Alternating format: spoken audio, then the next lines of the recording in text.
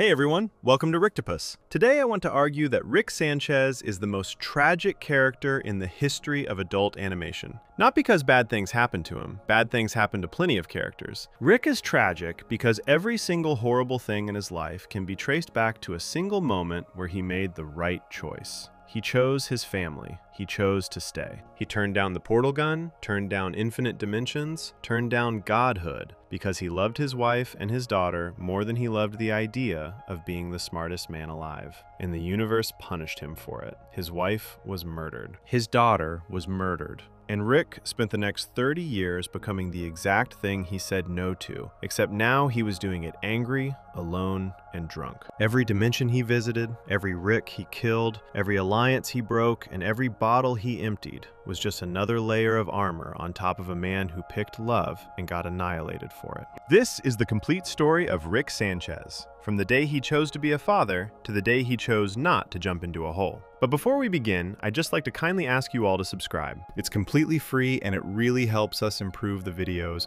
for this wonderful community we've managed to build. Anyway, that's enough. Let's begin. A man before the madness. Rick's early life and family. Before the portal gun, before the drinking, before the adventures and the aliens and the explosions and the running from everything he ever felt. Before all of that, Rick Sanchez was just a guy. And I think that's the part of his story that hurts the most when you really sit with it. Because the Rick we meet in the first episode of Rick and Morty, the one who stumbles into Morty's room drunk in the middle of the night, rambling about bombs and the end of civilization, that guy feels like he's always been this way. Like he came out of the womb with a flask in one hand and a portal gun in the other. But he didn't. There was a time when Rick Sanchez had a normal life. A wife, a daughter, a house. A future that didn't involve running across infinite realities trying to outpace the worst thing that ever happened to him. Rick grew up in Dimension C-137. That's his home reality, the original one. The place where he was born, where he was raised, where he became the person he was before the universe decided to break him. We don't know a ton about his childhood, but what the show has confirmed is that even as a kid, Rick had a natural interest in tinkering with things. He liked building stuff. He liked figuring out how things worked. He was smart, obviously, but he wasn't the cold and detached genius we know today. He was just a curious kid who grew up to be a curious man. As an adult, Rick married a woman named Diane Sanchez. Diane was a slim, fair-skinned woman with medium-length blonde hair, freckles on her face, and a warm presence that the show has hinted at in multiple flashbacks and memory sequences. She wasn't a scientist. She wasn't some interdimensional warrior. She was just a person who loved Rick, and Rick loved her back. And that's the thing people forget when they watch this show. Rick Sanchez, the guy who tells everyone that love is just a chemical reaction that makes animals breed. That guy was once genuinely and deeply in love with his wife. Together, Rick and Diane had a daughter, Beth. Beth Sanchez, who would later grow up to become Beth Smith in a different dimension, but we'll get to all of that later. In Dimension C-137, Beth was just a little girl. She was Rick's kid. And by all accounts, unlike most other versions of Rick across the multiverse, Rick C-137 actually wanted to be around for his family. He wasn't the type of Rick who ditched his wife and daughter to go chase science across the stars. He chose them. That choice, that single decision to stay, is what separates Rick C-137 from almost every other Rick in existence. And it's also the reason his life got destroyed. Now here's something important to understand. Across the infinite multiverse, there are infinite versions of Rick Sanchez. Most of them are geniuses. Most of them are selfish. Most of them, at some point, left their families behind to pursue science and interdimensional travel. That's the standard Rick template. They get bored of domestic life, they figure out how to hop between realities, and they leave. Their wives are left behind, their daughters grow up without fathers. That's just what Ricks do. But Rick C-137 didn't do that. When he was given the opportunity, he said no. He looked at his wife and his little girl, and he decided that whatever the multiverse had to offer, it wasn't worth losing them. He would rather stay in his garage in C-137, working on smaller projects, living a quieter life, being a dad and a husband, than trade all of that for unlimited power and knowledge. At this point in his life, Rick was working as a scientist. He wasn't idle. His brain wouldn't let him be. He was specifically trying to figure out teleportation. Not interdimensional travel, just regular teleportation, moving from one point to another within his own reality. It was ambitious, sure, but it was grounded. He wasn't trying to break the walls between universes. He was just a smart guy in his garage working on a hard problem. Same way someone else might spend their weekends rebuilding a car engine or trying to build an app. The scale was different, but the energy energy was the same. He was a tinkerer, a dad who happened to be a genius. And then there was Beth, little Beth. Now, Beth is a complicated character across all dimensions. What the show has revealed, especially in the Season 3 episode, The ABCs of Beth, is that Beth was what Rick himself described as a scary kid. She had some dark tendencies even as a child. She would ask Rick to build her things that were, honestly, pretty disturbing for a little girl to want. Weapons disguised as toys. Devices that no child should have access to. The show makes it clear that this wasn't unique to one version of Beth either. Rick says in that episode that all Ricks made a Fruity Land for all their daughters, which tells us that Beth's violent tendencies showed up across the multiverse, not just in one timeline. Fruity Land. That's one of the most telling things Rick ever created during this period of his life. It was an artificially generated pocket dimension that Rick built from a collapsed quantum tesseract sometime in the 1980s. But forget the science words for a second. What it actually was is a fake magical world that Rick built for Beth to play in. The ground was bouncy, so she couldn't hurt herself from falling. The river was a literal rainbow made of breathable water, so she couldn't drown. Every creature inside was designed to be completely harmless. It was, in Rick's words, essentially a child-proof world. But here's where it gets complicated, and honestly a little sad. Rick didn't build Fruity Land purely out of love. He built it because Beth was dangerous. He admits this openly. He says he didn't make Fruity Land to get rid of Beth. He made it to protect the neighborhood.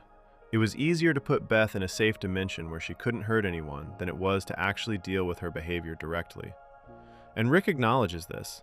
He even calls himself a bad father. He doesn't pretend otherwise. He knows he took the easy way out. But at the same time, he did build an entire world for her. He made sure nothing in it could harm her. He made it beautiful and colorful and infinite. There is love in that, even if it's buried under layers of laziness and avoidance. That's always been Rick's problem. He loves harder than almost anyone in the show, but he's terrible at showing it in any normal way. He'll build you a universe, but he won't sit down and have a conversation with you about your feelings. So that's the picture of Rick's early life. A smart man, a loving husband, a flawed but present father. Someone who is genuinely trying to make it work within the bounds of a regular life. He had dinner with Diane. He built things for Beth. He worked on his teleportation research in the garage. He was happy. Or at least, he was as close to happy as a mind like his could get. And this is the part that makes everything that comes after so devastating. Because Rick C-137 didn't lose his family because he made a mistake. He didn't lose them because he was selfish or because he chose science over them. He lost them specifically because he chose them over science. He lost them because he said no to the multiverse. He lost them because he tried to be a good man. The show has made this contrast painfully clear through its flashbacks. In the Season 3 premiere, the Rick Shank Rickdemption, we see a memory where Rick is in his garage with Diane and young Beth nearby. He's working on some kind of early experiment. And then another Rick shows up through a portal. This other Rick is different. He's got the full portal gun already. He's traveled the multiverse. He's seen everything. And he offers Rick C-137 a chance to join him. To leave this boring domestic life behind and come see what's really out there. And Rick C-137 looks at this other version of himself. This version who has already become something beyond human. And he turns him down. He says he wants to be a different kind of Rick. He wants to stay with his family. He's choosing the small life. The real life. The life with Diane making dinner, and Beth playing in the yard, and nothing exploding, and nobody dying. That moment is the most important moment in the entire series. Because everything, and I mean everything, that happens in Rick and Morty flows from that decision. Rick C-137 said no, and the Rick who offered him the deal didn't take it well. It's also important to talk about what Rick and Diane's relationship looked like in comparison to other Ricks and Dianes across the multiverse. The show has confirmed that in the Prime dimension, Rick Prime and Diane Prime had what's described as a failing marriage. Rick Prime didn't care about his family. He was the kind of Rick who valued science and freedom over everything else. He left Diane, he left Beth, he walked away without looking back. But in C-137, it was the opposite. Rick and Diane had a healthy marriage, a real one. Beth C-137 likely had a happier childhood than most versions of Beth, specifically because her parents actually loved each other and her father was actually around. That's not speculation. The Rick and Morty Wiki, based on information from the show itself, states that Beth C-137 most likely had happier times since her parents had a happy and healthy marriage, unlike other Beths whose parents generally had failing marriages. Think about that. In an infinite multiverse where almost every version of Rick Sanchez is a deadbeat dad and a terrible husband, Rick C-137 was the exception. He was the one who stayed. He was the one who loved his wife. He was the one who built his daughter a whole world to keep her safe. And the cruel irony of his story is that being that good version of himself is exactly what got his family killed. Because the other Rick, the one who showed up in his garage that day, wasn't just any Rick. That was Rick Prime, the worst Rick in all of existence. The one who would go on to become the main villain of the entire series. And when Rick C-137 turned him down, when he chose Diane and Beth over the multiverse, Rick Prime took that as an insult. He saw C-137's choice as a lesser version of himself, acting like he was better.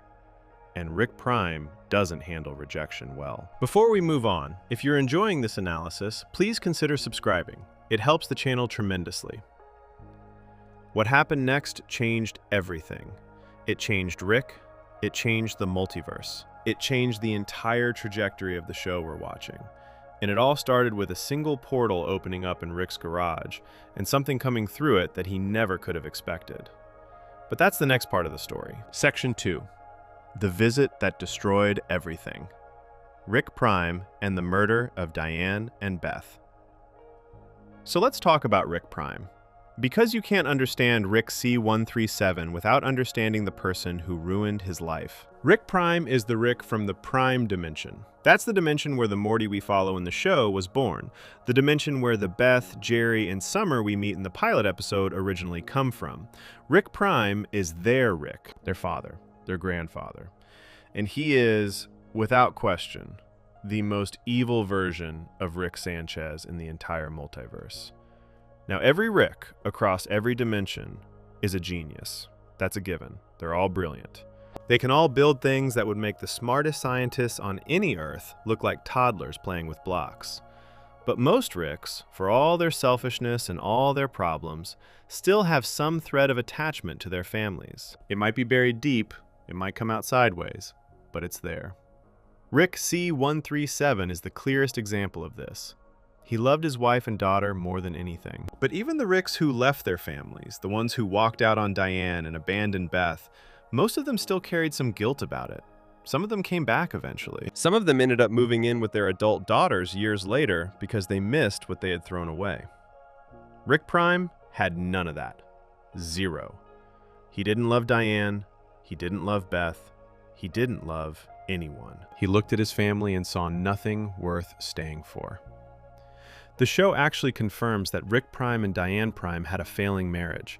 He just didn't care about the concept of family at all. He once told Rick C-137 that he never got close to the concept.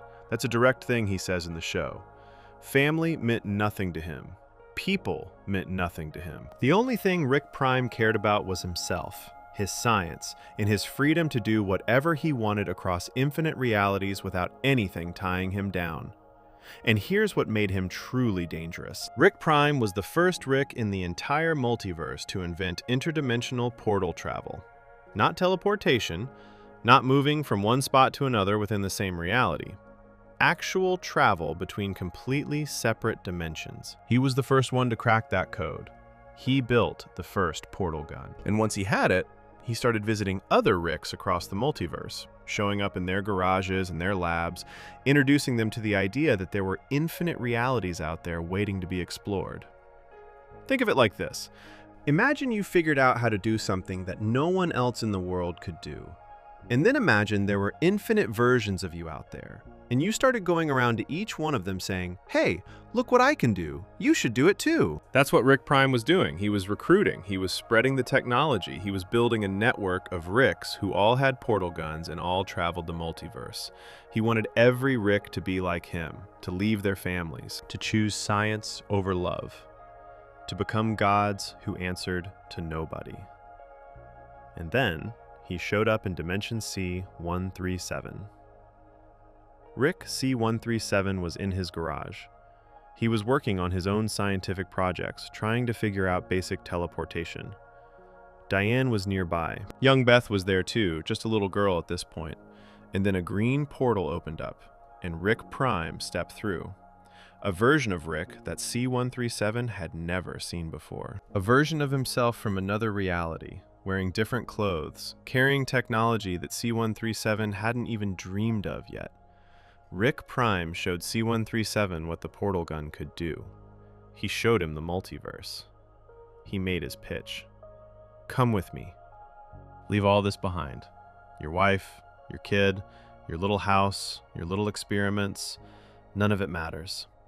There are infinite realities out there, and you could see all of them. You could be a god. And Rick C-137 said no. He looked at Rick Prime, and he said he wasn't interested.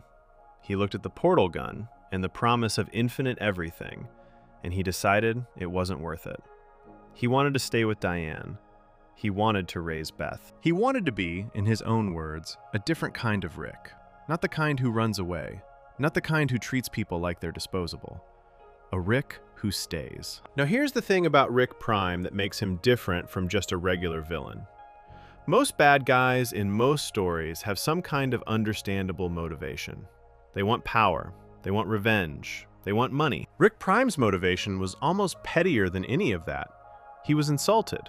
That's it. He looked at Rick C-137, a version of himself who had the exact same brain and the exact same potential, and watched him choose a woman and a child over unlimited power. And Rick Prime took that personally.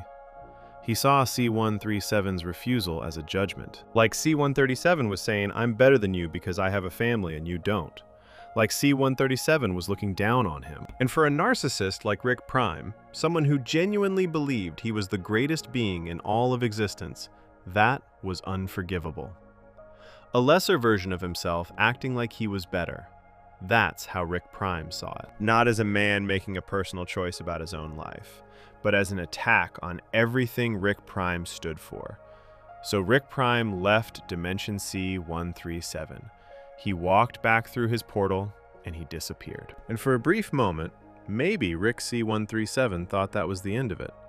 Maybe he went back to his workbench. Maybe Diane asked him what that was about, and he shrugged it off. Maybe Beth kept playing, and the house was quiet, and everything was fine for a few more minutes. And then a portal opened up again, and a bomb came through it. The explosion killed Diane Sanchez. It killed Beth Sanchez. Rick C-137's wife and his little girl, gone in an instant. One second they were there, and the next second they weren't.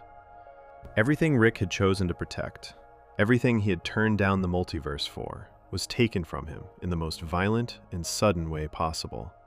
And it wasn't an accident. It wasn't collateral damage from some bigger conflict. It was targeted. It was personal. Rick Prime murdered them because Rick C-137 had the nerve to love them more than he loved science.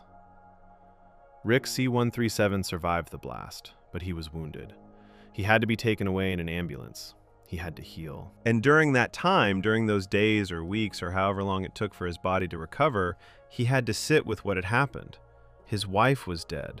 His daughter was dead. His home was destroyed.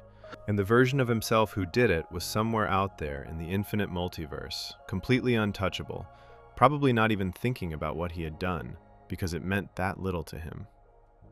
This is the moment that created the Rick we know. Every single thing about him, every personality trait, every defense mechanism, every drop of alcohol, every sarcastic comment, every time he pushes someone away or pretends he doesn't care, it all traces back to this moment. The day he lost Diane and Beth is the day Rick C-137 stopped being a normal person and started becoming the broken, brilliant, self-destructive mess that shows up in the pilot episode 20 years later. And there's an extra layer of cruelty to this story that the show reveals much later. In Season 7, in the episode Unmortricken, we learn that Rick Prime eventually invented something called the Omega device. It's a weapon that can erase a person from every single dimension simultaneously. Not kill them in one reality, erase them from all of them, everywhere. Every version of that person across all of infinity, just gone. And Rick Prime used this device on Diane. He didn't just kill Rick C-137's Diane. He erased Diane Sanchez from every reality in the multiverse. Every single version of her. Wiped out completely. The show suggests he did this to punish Rick C-137 even further. Because C-137 was hunting him. C-137 was coming after him across the multiverse looking for revenge. And Rick Prime's response to being hunted was to destroy the one thing his hunter cared about most. Not just in one place, but everywhere. It's the most devastating act of cruelty in the entire show. Rick C-137 couldn't even find comfort in knowing that somewhere out there, in some other dimension, a version of Diane was still alive and happy.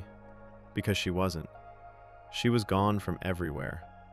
Rick Prime made sure of that. This is why Rick never moves to a dimension where Diane is alive. Because there aren't any. There is no reality in the entire multiverse where Diane Sanchez still exists. Rick Prime made certain of it. The one person Rick C-137 loved more than anyone, the one person who represented the life he chose and the man he used to be, she doesn't exist anymore. Anywhere. That door is permanently closed. Now, I want to take a second to talk about what this means for the rest of the show. Because I think sometimes people watch Rick and Morty and they see Rick being a jerk to Jerry or making fun of Morty or acting like nothing matters. And they think, that's just who he is. Like he was born cynical and mean and drunk. But he wasn't. Rick C-137 was a man who chose love over power and had love ripped away from him as punishment. Every wall he puts up, every relationship he sabotages, every time he says something doesn't matter, it's because the thing that mattered most to him was taken away in the most painful way imaginable by a version of himself who felt nothing. He's not a nihilist because he figured out some deep truth about the universe being meaningless. He's a nihilist because caring about something got the people he loved killed. That's not philosophy. That's trauma. And it's worth pointing out the specific cruelty of who did this to him. It wasn't some alien warlord, it wasn't a cosmic entity, it wasn't a force of nature or an enemy from a war. It was himself. Another version of Rick Sanchez. A Rick who looked exactly like him and thought exactly like him and had all the same capabilities, but who made different choices. Rick C-137 was destroyed by his own face, his own voice, his own name. Every time he looks in a mirror for the rest of his life, he sees something that resembles the man who killed his family. That's the weight Rick carries through every single episode of this show. And it explains so much about why he is the way he is, why he drinks constantly, why he avoids emotional connections, why he built an AI version of Diane to haunt him in his old house in C-137, replaying the day he lost her on a loop, punishing himself over and over for not being able to save her. The show reveals in Season 6 that Rick actually kept his entire home dimension stuck in a time loop of the day Diane and Beth died. The whole dimension, frozen in time, trapped on the worst day of Rick's life. For decades. He couldn't let go of it. He couldn't move past it. He just left it running like a wound that he refused to let heal. So when you watch the show and Rick does something reckless or cruel or self-destructive, remember where it started. It started with a man saying no to power because he loved his family. And it started with a bomb coming through a portal and taking everything from him. Before we move on, if you're enjoying this analysis, please consider subscribing. It helps the channel tremendously. But losing Diane and Beth wasn't the end of Rick's story. It was the beginning of something much darker. Because once the grief settled and the wounds healed, Rick C-137 didn't curl up and disappear. He did the one thing his broken heart demanded. He built his own portal gun and went looking for the Rick who killed his family. Section 3. The Birth of the Portal Gun. Rick's vengeance quest begins. After the bomb went off and Diane and Beth were gone, Rick C-137 didn't immediately become the interdimensional traveler we know from the show. That's actually one of the things the series lied about at first and then corrected later. In the Season 3 premiere, The Rick Shank Rickdemption, Rick shows a memory to a Galactic Federation agent where it looks like he invented the portal gun right there on the spot, seconds after the explosion. Like the bomb goes off, his family dies, and he immediately pulls out some tools and starts building. But that's the fabricated version, the fake memory, the one Rick made up to trick his interrogator. What actually happened, as confirmed in the Season 5 finale Rick Mirai Jack, when Morty views Rick's real brain scan, is much slower and much sadder. After the explosion, Rick was hurt. Physically hurt. He had to be taken away in an ambulance to get medical treatment. He had injuries from the blast that needed time to heal. And then, once his body was okay, he still had to deal with everything that had just happened to his mind and his heart. He didn't jump straight into revenge mode. He sat with it. He grieved. He lived alone for some time in the aftermath, just existing in the empty remains of the life that had been ripped away from him. And then, at some point, something shifted. The grief didn't go away, but it changed shape. It turned into something harder, something with a direction. Rick C-137 decided he was going to find the Rick who killed his family, and he was going to make him pay for it. But to do that, he needed to be able to travel between dimensions. He needed a portal gun. The same technology that Rick Prime had offered him and that he had turned down. The very thing he had said no to because he wanted to stay with Diane and Beth. Now, with Diane and Beth dead, he had no reason to say no anymore. So Rick built one himself, from scratch, without anyone's help, without Rick Prime's blueprints, without the network of Ricks who already had the technology. He sat in his garage in Dimension C-137, surrounded by the ghost of everything he had lost, and he figured it out on his own. This is an important detail because the show makes a huge deal out of the fact that only 2 Ricks in the entire infinite multiverse ever independently invented interdimensional portal travel. Rick Prime was the first, Rick C-137 was the second. Every other Rick got the technology from Rick Prime or from the network he created. They were given it, or they copied it, or they traded for it, but Rick C-137 built his from nothing, powered by grief and rage and the kind of focus that only comes when you have absolutely nothing left to lose. Once the portal gun was working, Rick created some kind of genetic identifier for the Rick who had visited him that day, a way to track him, a way to tell Rick Prime apart from all the other infinite Ricks out there. And then he stepped through his first portal and began what would become the longest and most destructive manhunt in the history of the multiverse. At first, Rick was driven. He had a clear goal. Find the Rick who killed Diane and Beth. Kill him. That's it. Simple and clean and fueled by a kind of righteous anger that kept him sharp. He was moving through dimensions one by one, checking Ricks, eliminating the ones who weren't his target, and moving on. He was methodical about it. He wasn't just randomly attacking people. He had a system. He had the genetic ID. He was hunting with purpose. But here's the thing about hunting one specific person across infinite realities. Infinite means infinite.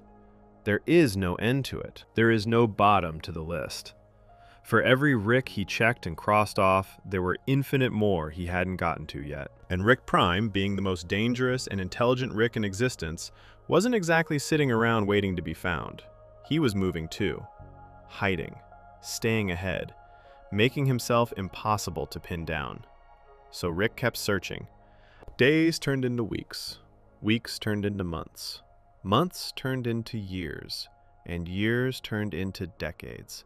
And with every passing day that he didn't find Rick Prime, something inside Rick C-137 started to change. The sharp, focused anger that had launched him on this mission started to dull. Not because he stopped caring. He never stopped caring. But because the constant failure, the endless search with no result, the sheer weight of looking for one person in a literally infinite haystack, it wore him down. The Season 5 finale shows this decline through a montage of Rick's memories. At the beginning of the hunt, Rick is determined. His eyes are clear, he's moving with purpose, he's a man on a mission, and nothing is going to stop him. But as time goes on, you can see it happening, the light going out of his eyes, the posture changing, the flask appearing in his hand more and more often. Rick C-137 started drinking. Not the casual background drinking that we see in the show. This was the beginning of it. The drinking started during the Vengeance quest, because the quest was breaking him. He started killing Ricks, lots of them. Not just checking them against his genetic ID and moving on, but actually fighting them and ending their lives. Some of them were threats. Some of them attacked him first. Some of them were just in the way. The show makes it clear that Rick C-137 killed countless versions of himself during this period.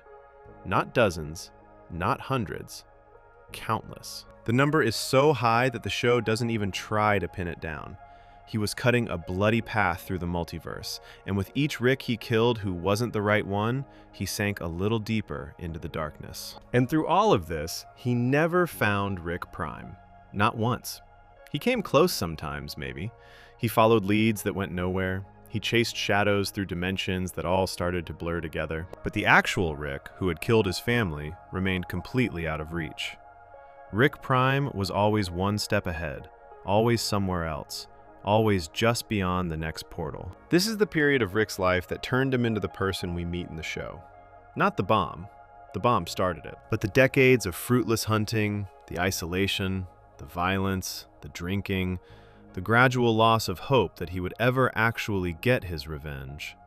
That's what finished the job. By the time Rick was deep into this quest, he wasn't the same man who had turned down Rick Prime's offer in that garage. He wasn't the loving husband. He wasn't the concerned father. He was something else entirely, something hollowed out, something that ran on alcohol and anger and habit, because the original purpose had been ground down to almost nothing. The show captures this really well in those Season 5 flashback memories. You can literally see Rick aging through the montage. His hair going from dark to gray to the light blue we recognize, his face getting more lined, his body getting thinner, and his eyes getting emptier. He spent what appears to be the majority of his adult life on this hunt, from the time he was a relatively young man through to the elderly, beaten-down version we know. That's how long it lasted. That's how much of his life he gave to this. And he didn't just lose time, he lost connections. During his travels through the multiverse, Rick actually did make some friends. He met people who mattered to him, Bird Person, Squanchy, others we hear about in passing. He found moments of genuine connection along the way. But the quest always came first. The hunt always pulled him back. And one by one, he either pushed those people away or walked out on them when the next lead came in. He chose revenge over friendship, over and over again, until most of the people who cared about him had given up trying. There's a specific moment in the show's lore where this becomes painfully clear. After fighting alongside Bird Person in a rebellion against the Galactic Federation, after sharing real experiences and building a genuine brotherhood, Rick asked Bird Person to come travel the multiverse with him. Bird Person said no, and Rick left anyway. He walked away from one of the only real friendships he had because the hunt was still calling him. That's how deep the obsession went. It consumed everything. Every good thing that tried to grow in his life got choked out by the need to find Rick Prime. And the worst part is that Rick knew it was destroying him. He wasn't blind to what was happening. He could feel himself becoming worse. He could feel the drinking getting heavier, and the violence getting easier, and the hope getting thinner. But he couldn't stop. Because stopping meant accepting that Diane and Beth died for nothing. Stopping meant letting Rick Prime win. Stopping meant admitting that the choice he made, the choice to love his family, had cost him everything, and he couldn't even get justice for it. So he kept going, even when it was killing him. Even when it had already turned him into someone Diane wouldn't recognize. The other Ricks across the multiverse noticed what was happening. They couldn't exactly ignore it. There was a version of Rick out there, C-137, who was tearing through dimensions and killing every Rick he came across. He was a one-man army on a rampage that seemed like it would never end. And the other Ricks, the ones who had gotten their portal guns from Rick Prime's network and were living their own lives across the multiverse, they started getting scared. Because Rick C-137 wasn't just dangerous. He was the most dangerous Rick alive. He had built his own portal gun independently. He had been fighting and killing non-stop for years. He had nothing to lose and nothing to live for except the hunt. That made him unpredictable, unstoppable, terrifying. The other Ricks started sending teams after him, groups of Ricks banding together to try to take out C-137 before he could get to them. And it didn't work. Rick C-137 killed them too. He killed the teams they sent. He killed the Ricks who organized the teams. He firebombed an entire assembly of Ricks who were trying to plan an offensive against him. He was waging a war against himself across infinity, and he was winning, and it was costing him everything that was left of his humanity. Eventually, something had to give. The other Ricks couldn't keep losing. Rick C-137 couldn't keep fighting forever. The whole thing was spiraling toward a kind of mutual destruction that would have swallowed the entire multiverse if it went on long enough. And so, out of sheer exhaustion and desperation on both sides, a deal was made. The surviving Ricks surrendered. They came to Rick C-137 and they offered a peace treaty. No more fighting, no more hunting, no more killing. In exchange, they would work together. They would build something. A place where all the Ricks could coexist. A place where the violence could stop and something new could begin. Rick C-137, broken and tired and no closer to finding Rick Prime than he had been on day one. Accepted. Before we move on, if you're enjoying this analysis, please consider subscribing. It helps the channel tremendously. And that decision led to the creation of the single most important structure in the entire Rick and Morty universe. A place that would shape the destiny of every Rick and every Morty across all of existence. A place called the Citadel. Section 4. Blood Ridge, Bird Person, and the Rebellion. Rick's time as a freedom fighter. Rick's vengeance quest didn't happen in a straight line. It wasn't just portal after portal, Rick after Rick, kill after kill, with nothing else in between. During those long years of hunting for Rick Prime across the multiverse, Rick actually lived a life. A messy, violent, chaotic life, but a life nonetheless. He went places. He did things. He made friends. And for a brief window of time, he was part of something bigger than himself. Something that almost gave him a reason to exist beyond revenge. This is the part of Rick's story where he became a rebel, a freedom fighter, a soldier in a war that spanned galaxies. And it all started at a music festival. The show reveals in Season 5, Episode 8, Rick'ternal Friendshine of the Spotless Mort, exactly how Rick met his best friend. Rick was at an alien music festival called Birding Manapalooza Flargabarg. It was basically the space version of Burning Man. Different alien species from all over the galaxy gathered there to listen to music, hang out, and have a good time. And Rick was there, doing what Rick does. He was selling drugs. Specifically, he was handing out a hallucinogen called synthol deempathate to anyone who wanted it. That's where he ran into Bird Person for the first time. Bird Person is exactly what he sounds like. He's a bird person. A tall, stoic, humanoid bird from a planet called Bird World. He speaks in a flat, serious monotone. He doesn't really do jokes. He doesn't understand sarcasm very well. He takes everything at face value and says exactly what he means at all times. On paper, he's the last person you'd expect to become best friends with Rick Sanchez, the most sarcastic, chaotic, boundary-pushing person in any dimension. But that's exactly what happened. At the festival, Rick and Bird Person bonded. They hit it off. And at some point during the night, after doing way too many drugs together, they decided to start a band. They pulled in Bird Person's friend Squanchy, a small, orange, cat-like alien who speaks by inserting the word squanch into almost every sentence. And the three of them formed a group called the Flesh Curtains. Bird Person sang, Rick played guitar, Squanchy played drums. They performed their first show right there at the festival. And apparently it went well enough that they kept playing together for years after that. Photos of the Flesh Curtains show up on Bird Person's wall in the show, including one from a concert at a venue called the Plip Plap Arena in a place called the Dringus Array. Now I want to be clear about something. The Flesh Curtains weren't just a fun side project for Rick. This band represented something rare in his life. Connection, friendship, belonging. After losing Diane and Beth, after spending God knows how long alone hunting through dimensions and killing other Ricks, Rick found people who actually wanted to be around him. Bird Person and Squanchy weren't afraid of him. They weren't trying to use him. They genuinely liked him. And Rick, for all his walls and all his damage, genuinely liked them back. But the friendship wasn't just about music.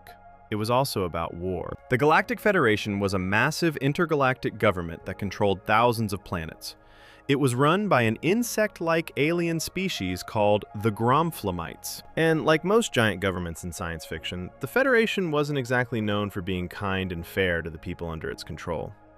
There were species out there who didn't want to be part of the Federation, who didn't want to be monitored and controlled and absorbed into this giant bureaucratic machine. And those species fought back. They formed a rebellion, a resistance movement that pushed back against Federation expansion and tried to protect their freedom.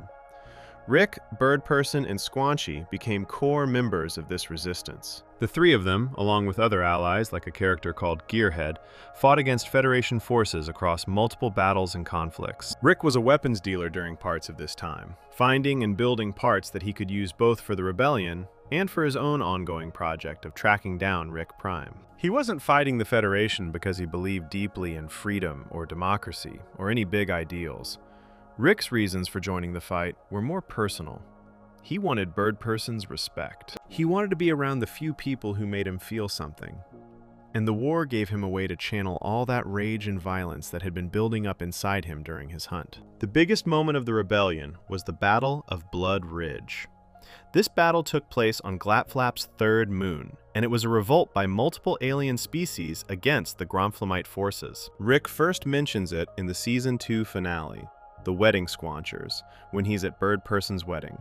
He calls it Birdperson's Big Day, referring not to the wedding, but to the battle. For Rick, Blood Ridge was the moment that defined their friendship.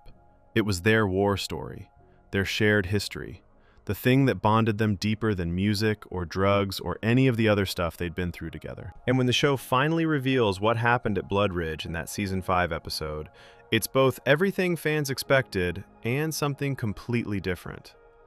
The battle itself was a success. Rick and Birdperson won. They fought side by side against the Federation's Gromflamite soldiers, and they absolutely dominated. The show depicts them fighting in perfect sync, covering each other, spinning through the air together, taking down enemies like they've been doing it their whole lives. It was the kind of battle that becomes legend. The kind of fight that people tell stories about for decades. Rick was notoriously savage during the battle, to the point where even the Federation singled him out for his behavior during the fighting. They won. The rebels pushed back the Federation at Blood Ridge. It was a massive victory.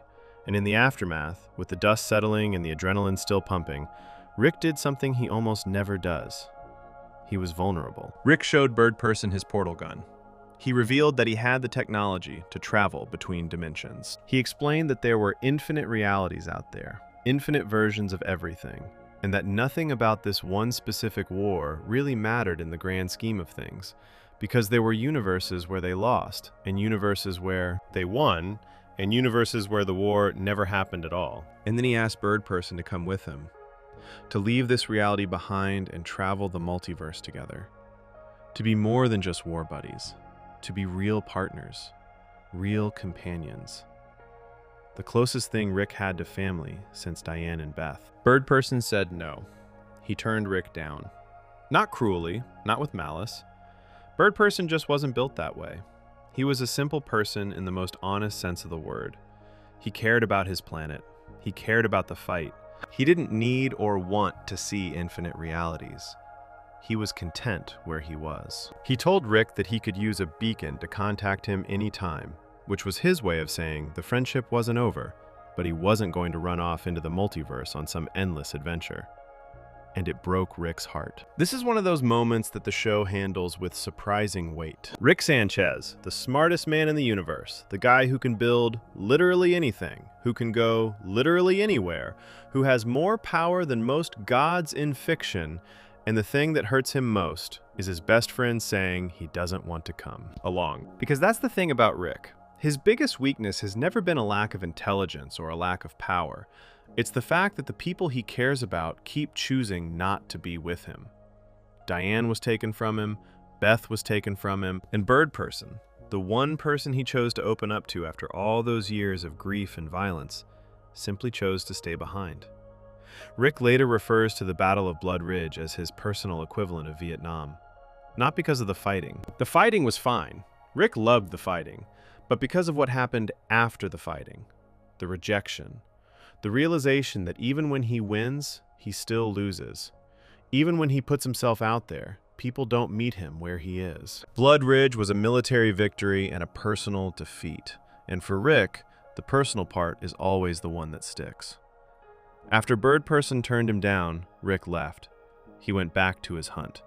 Back to the portals and the violence and the drinking. The brief window of connection that the rebellion had given him closed, and he was alone again. He and Bird Person did stay friends. They reconnected at some point and maintained their bond for years. But it was never the same as what Rick had hoped for in that moment after Blood Ridge. Rick wanted a partner. Someone to share the infinite multiverse with. And Bird Person wanted to stay home. Squanchy stayed behind too. The flesh curtains were done. The rebellion continued without Rick. And Rick continued without the rebellion. He went back to being a lone wolf, drifting through dimensions, killing Ricks, drinking himself numb, and slowly losing whatever was left of the man who had once turned down the multiverse for his family. It's worth noting that during his time with the rebellion, Rick was also still working on his hunt for Rick Prime. He was dealing weapons partly to fund his search. He was scanning alien technology and absorbing knowledge from different worlds to make himself smarter and more capable. The Rick and Morty wiki confirms that he became a weapons dealer during this period, using the job to find parts for a device that could help him track the Rick who murdered his family. So even during the best times, the times when he had friends and a cause and something to fight for, the grief was always there underneath it all. Diane and Beth were always on his mind.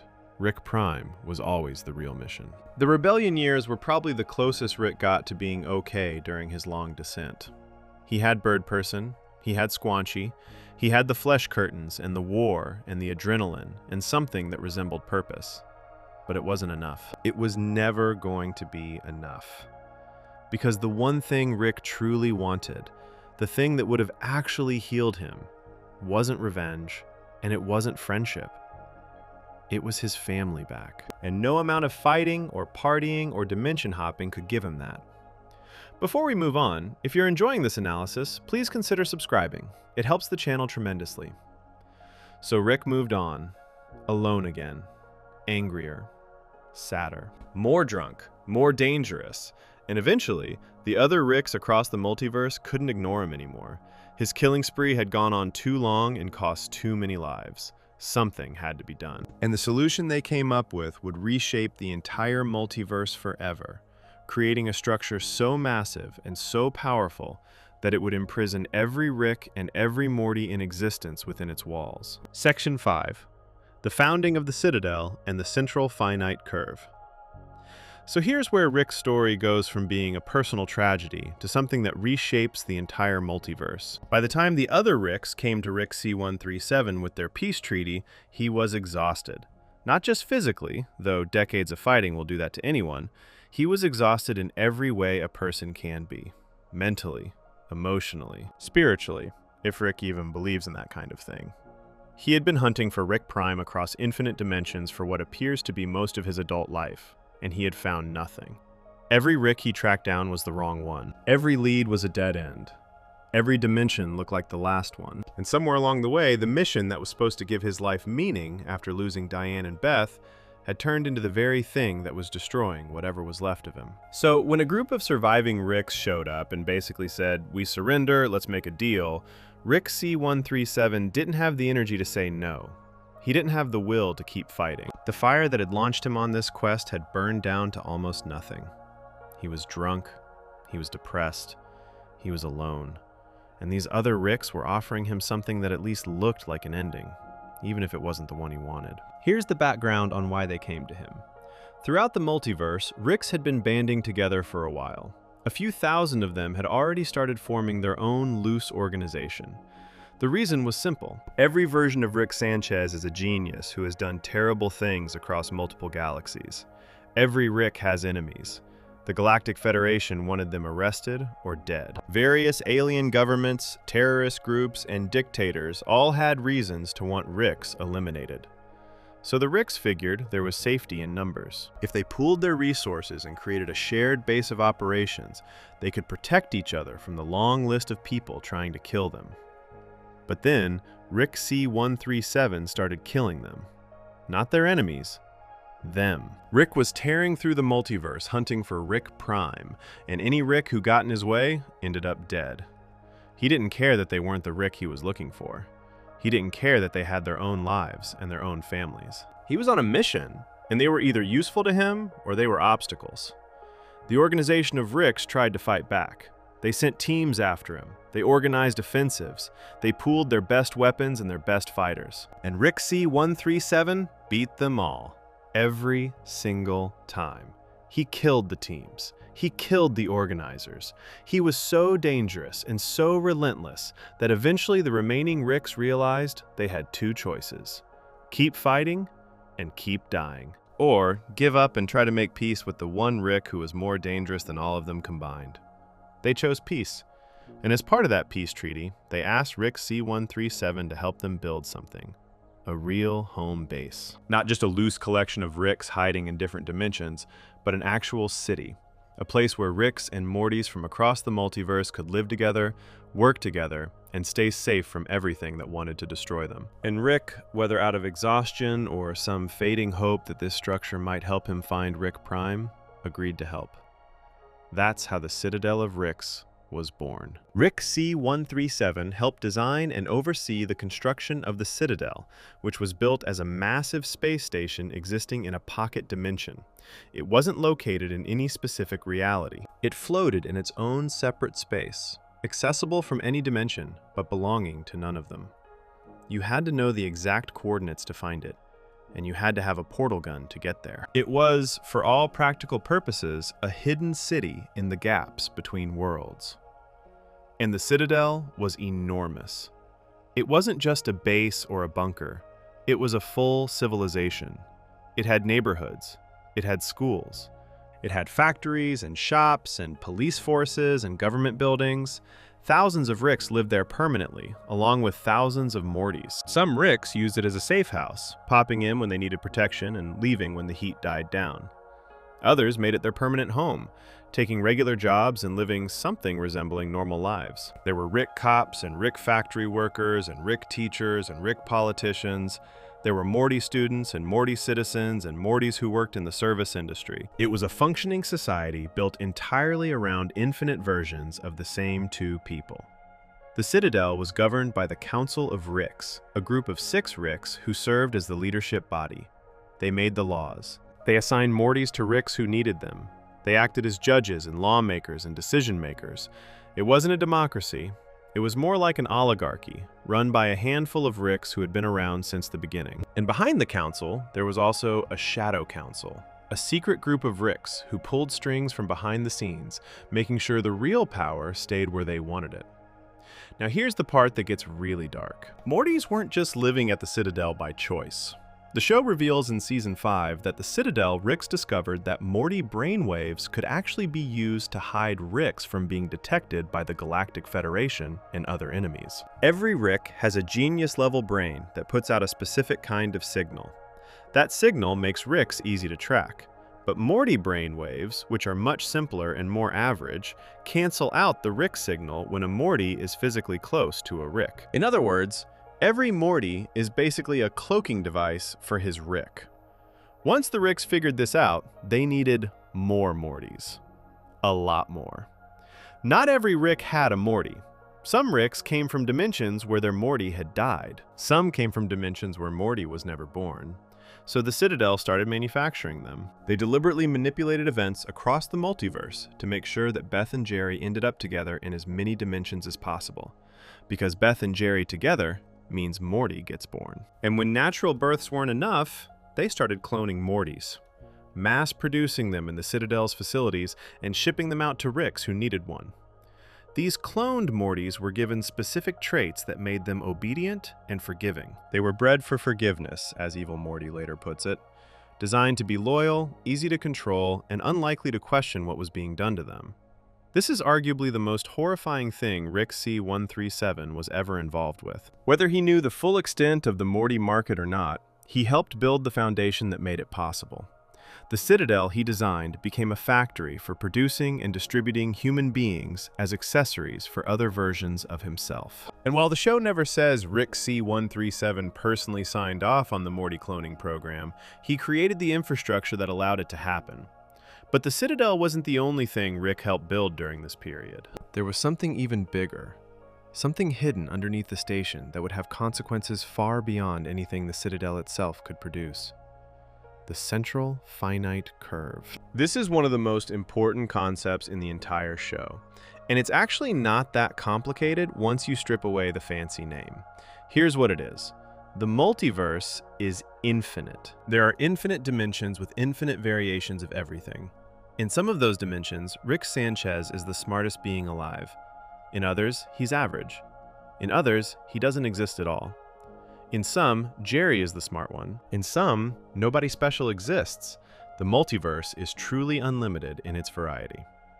What Rick C137 and the other founding Ricks did was build a wall. They used an advanced version of their portal gun technology to construct a massive barrier that separated every dimension where Rick is the smartest being in the universe from every dimension where he isn't. They carved out a slice of infinity and locked it off from the rest.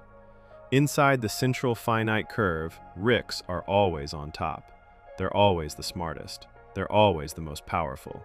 They're always in control. Outside the curve, there are dimensions where Rick is nothing special, where other people or other beings are the ones running things. The green portals that every Rick uses in the show only open to dimensions inside the central finite curve. That's why, no matter where Rick goes, he's always the smartest person in the room. It's not just because he's a genius, it's because the system he helped build literally filters out every reality where that isn't true. The whole thing is rigged. Rick made sure of it. Now, why did he do this? The show doesn't give one clean answer. Evil Morty says it was about ego. That the Ricks built the curve so they could always be on top, so they would never have to exist in a universe where they weren't the best. And there's truth to that for most Ricks. But for Rick C137 specifically, there might have been another reason. If he was still hunting for Rick Prime, narrowing the multiverse down to only dimensions where Rick is the smartest being might have been a strategy, a way to reduce the search area, a way to increase the odds of finding the one Rick who killed his family by eliminating all the dimensions where Ricks aren't relevant enough to be the target. Whatever the reason, it didn't work. Rick Prime still wasn't found. The Citadel was built. The central finite curve was active. The Morty market was running. And Rick C137 had helped create an entire system that imprisoned infinite versions of himself and his grandson inside a curated bubble of reality. All for nothing. Because the one Rick he wanted was still out there, still free, still untouchable. And Rick knew it. He looked at what he had helped create, this massive, self-sustaining machine of exploitation and control, and he wanted no part of it. The show's creator, Scott Martyr, has said that Rick's killing spree ultimately led to a truce that allowed the other Ricks to form the Citadel, and that Rick is not proud of it because he wants nothing to do with those guys. Rick C137 was never a team player. He never wanted to be part of a Rick government or a Rick society. He did it because he was tired, and because he thought it might help him find his target. When it didn't, he was done. Before we move on, if you're enjoying this analysis, please consider subscribing. It helps the channel tremendously. So Rick C137 left the Citadel. He walked away from the thing he helped build. He abandoned the Council of Ricks, the Central Finite Curve, the Morty Market, all of it. He went back out into the multiverse alone. Still broken, still drinking, still carrying the weight of everything he had lost and everything he had done. And eventually, after years of wandering and failing and sinking deeper into the darkness, he made a decision that would change his life one more time. He went looking for a family. Not his family. They were gone forever. But a version of his family that still existed somewhere out there in the multiverse. A Beth who had grown up without her Rick. A house with an empty garage and a spot at the dinner table that nobody was using. And he found one, in the one dimension he never should have gone to. Section 6. Moving in with a new family. Rick arrives in the Prime Dimension. After leaving the Citadel, Rick C137 was at the lowest point of his entire life. And considering everything this man had already been through, that's saying something. He had lost his wife and daughter to a bomb. He had spent decades hunting for their killer across infinite realities. He had killed more versions of himself than anyone could count. He had fought in a galactic war, been rejected by his best friend, helped build a city-state that turned into a factory for mass-producing human beings, and then walked away from all of it with nothing to show for any of it. Rick Prime was still out there. Diane and Beth were still dead, and Rick C-137 was still alone. By this point, decades had passed since the day that bomb came through the portal. Rick wasn't a young man anymore. His hair had gone from dark to that pale blue we recognized from the show. His face was lined. His body was thinner. He was drinking constantly, using alcohol to numb the mental pain that never stopped. He had been depressed for years, possibly for most of his adult life. The vengeance quest that had given him a reason to keep going had collapsed under its own weight. He couldn't find Rick Prime. He couldn't get justice. He couldn't undo what had been done. And now he couldn't even pretend that the next portal would be the one that led him to the right Rick. So Rick did something that other Ricks had been doing for years, something he probably looked down on them for, something that a younger version of himself in Bird Person's memories openly mocked. He went and found someone else's family. See, across the infinite multiverse, there were plenty of dimensions where Rick Sanchez had abandoned his family. Rick Prime was the original example. He left Diane, he left Beth, he walked out on his daughter when she was still young, and never came back. And because Rick Prime had been going around the multiverse handing out portal gun technology to other Ricks and encouraging them to leave their families too, there were countless dimensions where the same thing had happened. Countless Beths who grew up without their fathers. Countless households with an empty chair at the table, and a daughter who spent her whole life wondering why her dad left and whether he would ever come back. In Bird Person's memories, shown in Rickternal Fringeshine of the Spotless Mort, a younger version of Rick, based on Bird Person's recollections, finds out that the older Rick C-137 is living with a version of Beth who isn't his original daughter. Young Rick's reaction is disgust. He calls C-137 one of those creeps who moves in with abandoned adult Beths. And that line tells you everything about how this practice was viewed even among Ricks. It was seen as pathetic, as giving up, as admitting that you couldn't hack it on your own and needed to crawl back to a version of the family you threw away. For Rick C-137, a man who didn't throw away his family, but had them stolen from him, the shame of doing this must have been enormous, but he did it anyway, because he had nothing else left. Rick C-137 chose a very specific dimension to settle in. He didn't pick randomly. He went to the Prime dimension, the exact dimension that Rick Prime had originally come from, the home reality of the Rick who killed his wife and daughter. This was deliberate. Rick C-137 had a plan, or at least the remnants of one. He was going to take Rick Prime's place in Rick Prime's family and then wait. Wait for Rick Prime to eventually come home. And when he did, Rick C-137 would be there, ready to finally get the revenge he had been chasing for decades. It was the passive approach. No more hunting. No more jumping from dimension to dimension following cold leads. Just sit in the house of the man who destroyed your life, live with the family he abandoned, and wait for him to walk through the door so you can kill him. It was a strategy born out of exhaustion more than anything else. Rick had tried the aggressive approach for years and it hadn't worked. Maybe patience would succeed where violence had failed. So Rick C-137 crashed his ship into the garage of the Smith house in the Prime dimension. And there he found an adult Beth. Not his Beth. His Beth died as a child in dimension C-137. This Beth was Rick Prime's daughter. She had grown up without her father. She had married a man named Jerry Smith.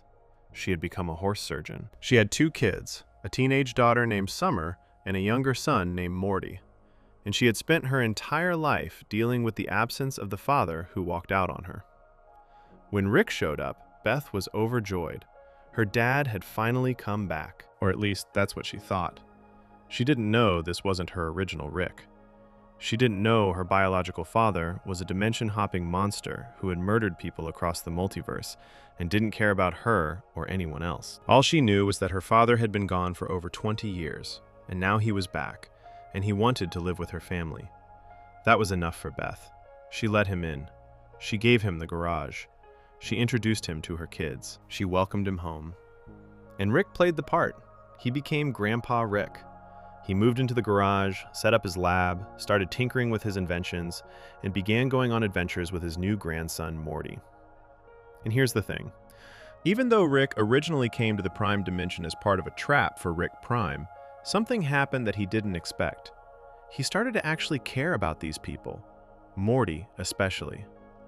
Morty Smith, 14 years old, anxious, easily scared, not particularly smart, at least not by Rick's standards, kind of a mess in most areas of his life, but also genuinely good-hearted. Morty cares about people. He worries about right and wrong. He gets upset when innocent people get hurt. He pushes back against Rick when Rick goes too far. He is, in almost every way, the opposite of Rick. And somehow, that combination worked. Rick and Morty started going on adventures together, hopping through portals and visiting alien planets and getting into situations that would kill most people 10 times over. And through all of that, a real bond formed. The Season 5 finale makes it clear that finding Morty essentially saved Rick's life. After decades of spiraling downward, after losing everything and everyone and drinking himself into a walking void, this kid gave him something to hold on to, not a replacement for what he lost. Rick knows Morty isn't his real grandson. He knows Beth isn't his real daughter. He knows this whole life is built on a lie, on him taking the place of a man who wanted nothing to do with these people. But it doesn't matter. The feelings are real, even if the circumstances aren't. Rick loves Morty. That's canon. That's not up for debate. It's the one thing the show has made absolutely clear through 7 seasons of evidence. But the lie is always there underneath. Rick never told Beth that he wasn't her real father. He never told Morty that his actual grandfather was a monster named Rick Prime who killed people across the multiverse for fun. He never told the family that the reason he showed up wasn't love, but revenge. He let them believe he was their Rick, their dad, their grandpa, the man who left and finally came home. And every day he kept that secret was another day the foundation of their family got a little more fragile. There's also something deeply sad about the practical reality of Rick's situation in the Prime Dimension. He was living in the house of the man who murdered his family, sleeping under the roof that Rick Prime once owned, walking through rooms where Rick Prime had walked, looking at Beth's face and seeing echoes of his own dead daughter, but knowing this Beth had a completely different life and a completely different relationship with the concept of her father. Every single day in that house was a reminder of both what Rick had lost and who had taken it from him. And Rick Prime, the man Rick was supposedly waiting for, he was nowhere to be found. He had abandoned this dimension years ago and showed no signs of coming back. The passive strategy wasn't working any better than the active one had. Rick Prime was still out there, still free, still living his life across infinite realities, while Rick C-137 sat in his house playing grandpa and trying not to think about how much of his existence was built on grief and lies. But life went on.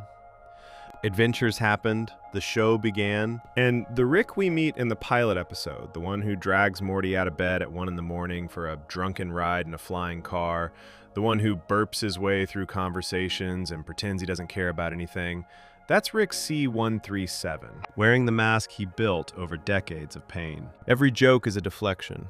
Every insult is a wall. Every swig from the flask is a way to keep the memories at bay. The man underneath all of that, the man who once chose his family over the multiverse, is still in there. He's just buried so deep that most of the time, even Rick can't find him. This is the Rick who enters the show. A man pretending to be someone he's not, living in a house that belongs to his worst enemy, raising a grandson who doesn't know the truth about where his real grandfather went, and drinking himself through every day to avoid dealing with any of it. He's the smartest man in the universe, and he's using all of that intelligence to run from his own feelings. He has a portal gun that can take him literally anywhere in existence, and the one place he can't get to is the past. He can't go back to the garage in C-137 before the bomb came through. He can't undo the moment that broke everything. So he just keeps moving forward, one adventure at a time, one bottle at a time, hoping that eventually the noise will drown out the silence that Diane and Beth left behind. Before we move on, if you're enjoying this analysis, please consider subscribing. It helps the channel tremendously.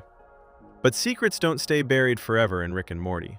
The cracks were already forming. And it wouldn't take long before the show started pulling back the curtain on who Rick really was, what he was running from, and just how much damage he was willing to do to himself and everyone around him to keep the truth from coming out. Section 7.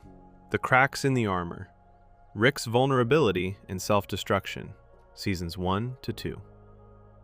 The first 2 seasons of Rick and Morty are where most people fell in love with the show. And on the surface, they look like a wild, funny cartoon about a drunk genius taking his nervous grandson on insane adventures. But underneath all the jokes and the aliens and the dimension hopping, seasons 1 and 2 are quietly laying the groundwork for everything we just spent the last 6 sections talking about. The cracks in Rick's armor are already showing. His pain is already leaking through. You just don't realize it until you look back with the full picture in mind. When the show starts, we don't know any of Rick's backstory. We don't know about Diane. We don't know about Beth C-137 dying as a child. We don't know about Rick Prime or the Citadel or the Central Finite Curve or any of it. All we know is that this weird old man has moved in with his daughter's family, and he takes his grandson on dangerous trips through space and across dimensions. He drinks constantly. He burps mid-sentence. He doesn't seem to care about anyone or anything. He treats Jerry like garbage. He drags Morty into life-threatening situations without a second thought. And he says things like, "Love is just a chemical reaction that compels animals to breed." That's the mask. That's what Rick wants everyone to see. And for the first few episodes, it works. The show feels like a dark comedy about a bad grandpa. But then comes Rick Potion number 9, the 6th episode of season 1, and the whole foundation of the show shifts. In this episode, Morty asks Rick for a love potion so he can make his crush Jessica fall in love with him at the school dance. Rick makes one using animal DNA and gives it to Morty, but Jessica has the flu, and the potion latches onto the flu virus and goes airborne. Within minutes, every person on Earth who isn't related to Morty is desperately, aggressively in love with him. Rick tries to fix it. His first antidote turns everyone into monstrous praying mantis creatures. His second antidote turns them into grotesque, deformed blobs that Rick names Cronenbergs, after the horror movie director. The entire population of Earth is now a hideous, barely human mass of mutated flesh, and Rick can't fix it. So what does he do? He gives up. He pulls out his equipment, finds a parallel dimension where another version of himself successfully cured the virus, but then happened to die in an explosion in the garage right afterwards. And he tells Morty they're leaving. They portal to this new dimension, which the show later identifies as Dimension C-131. And then comes the scene that changed everything. Rick and Morty walk up to the garage in this new dimension and find the dead bodies of their alternate selves on the floor. Rick grabs a shovel, Morty grabs a shovel, and the two of them dig graves in the backyard and bury their own corpses. They bury themselves. Then they walk inside the house, sit down, and start living as if nothing happened. The family in this dimension doesn't know anything changed. Beth doesn't know, Jerry doesn't know, Summer doesn't know, but Morty knows. And the look on Morty's face as he sits on that couch, staring at a family that looks exactly like his, but isn't, set to the song "Look On Down from the Bridge" by Mazzy Star, is one of the most haunting images the show has ever produced. This is the first time the audience truly understands what it means to live in Rick's world. People are replaceable. Dimensions are replaceable. Families are replaceable. If you mess up one reality bad enough, you just find another one and step into a dead man's shoes. Rick has been doing this his entire life. He moved into the Prime dimension and took Rick Prime's place. And now he's done it again, dragging Morty along with him this time. The casual cruelty of it is staggering. Rick doesn't even blink. He's done this before. Maybe many times. 2 episodes later, in Ricksty Minutes, Morty shows Summer the graves in the backyard. She's going through a crisis because she just found out she was an unplanned pregnancy, and she's questioning whether her life has any meaning. Morty sits her down and tells her the truth. He tells her that he and Rick aren't her original brother and grandfather. He tells her that their real counterparts are buried in the yard. And then he says something that has become one of the most quoted lines in the entire show. He tells her that nobody belongs anywhere, nobody exists on purpose, and everybody's going to die. And then he asks her to come watch TV with him. It sounds nihilistic. It sounds like something Rick would say. And that's the point. Morty is already starting to absorb Rick's worldview. The damage is already spreading. Living with Rick, going on these adventures, watching him treat entire dimensions as disposable, it's changing Morty. And it's only season 1. The next major piece of Rick's story in these early seasons comes in Close Rick Counters of the Rick Kind, the 10th episode of season 1.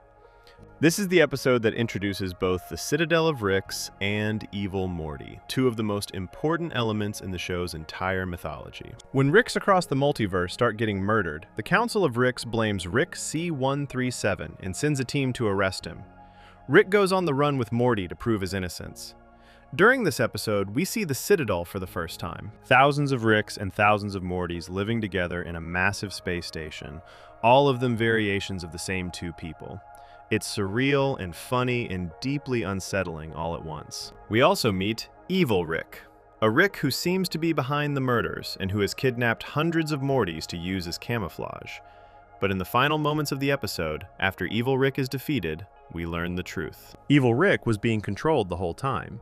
There was a receiver behind his eye patch, and whoever was really pulling the strings was one specific Morty who blended into the crowd of rescued Mortys and disappeared.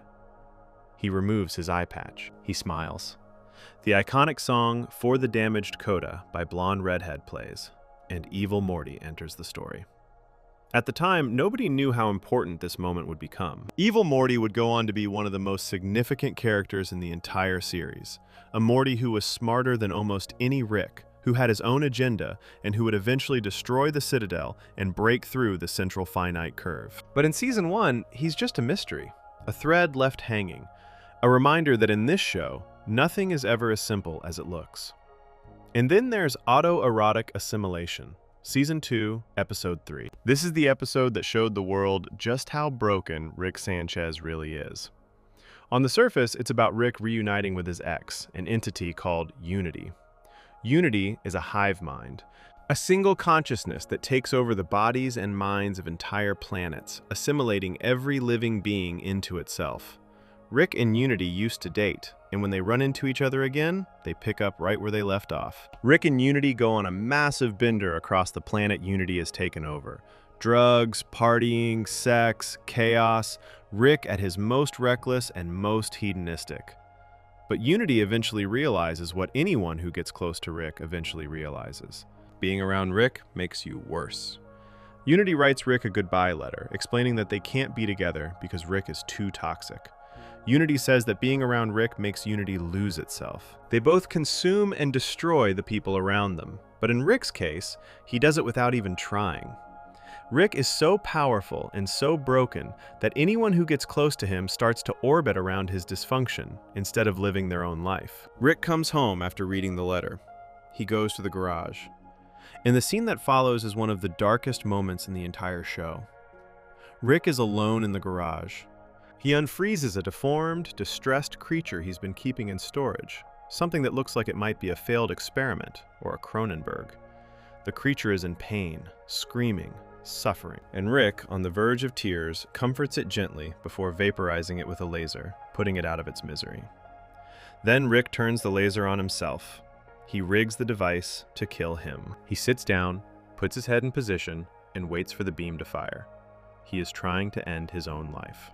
The song Do You Feel It by Chaos Chaos plays over the scene, and just before the laser fully activates, Rick passes out. He collapses unconscious at his workbench. The laser fires into empty space. Rick survives, but only because he was too drunk to stay awake long enough to die. That scene, those final 90 seconds, told us everything we needed to know about who Rick really is, underneath all the bravado and the genius and the portal gun. This is a man who is in so much pain that the only thing stopping him from dying isn't willpower or hope or love. It's the fact that he's too wasted to keep his eyes open. He doesn't want to be alive. He's been carrying the weight of Diane and Beth and the decades of violence and the loneliness and the drinking and all of it, and he just wants it to stop. And the only reason it doesn't stop is pure drunken accident. The Season 2 finale, The Wedding Squanchers, brings another piece of Rick's past crashing into the present. Rick, Morty, and the whole Smith family attend Bird Person's wedding to a woman named Tammy, a girl who had been dating Bird Person since they met at a house party. The wedding is beautiful. Bird Person tells Beth how he fought alongside Rick against the Galactic Federation. He tells her about the crimes they committed in the name of freedom. Everything seems fine. And then Tammy pulls out a weapon and shoots Bird Person multiple times. She's a deep cover agent for the Galactic Federation. The whole relationship was a setup. Gromflemite soldiers storm the wedding and start attacking everyone. Bird Person goes down. Squanchy stays behind to fight so the Smiths can escape. Rick gets his family off the planet, but there's nowhere safe to run. The Federation is everywhere. They're out of options. So Rick does something he has never done before in the show.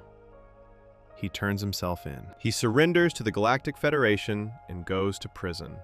Not because he got caught, not because he lost a fight, because it was the only way to keep his family safe.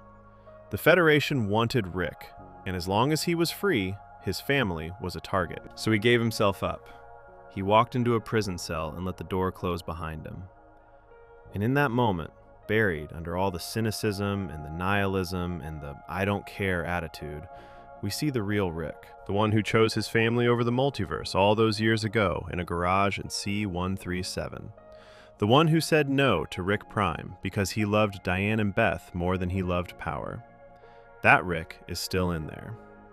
He's drowning in alcohol and trauma and self-hatred, but he's still in there. And when it truly matters, when the people he loves are in danger, he will sacrifice everything to protect them. That's where Season 2 ends. Rick in prison. Bird Person, presumably dead. Squanchy, missing. Earth under Federation control. The family scattered and broken. And the audience left waiting, wondering how any of this could possibly get resolved. Before we move on, if you're enjoying this analysis, please consider subscribing. It helps the channel tremendously. They wouldn't have to wait long, because Rick's escape from prison would be one of the most talked about episodes in the entire series.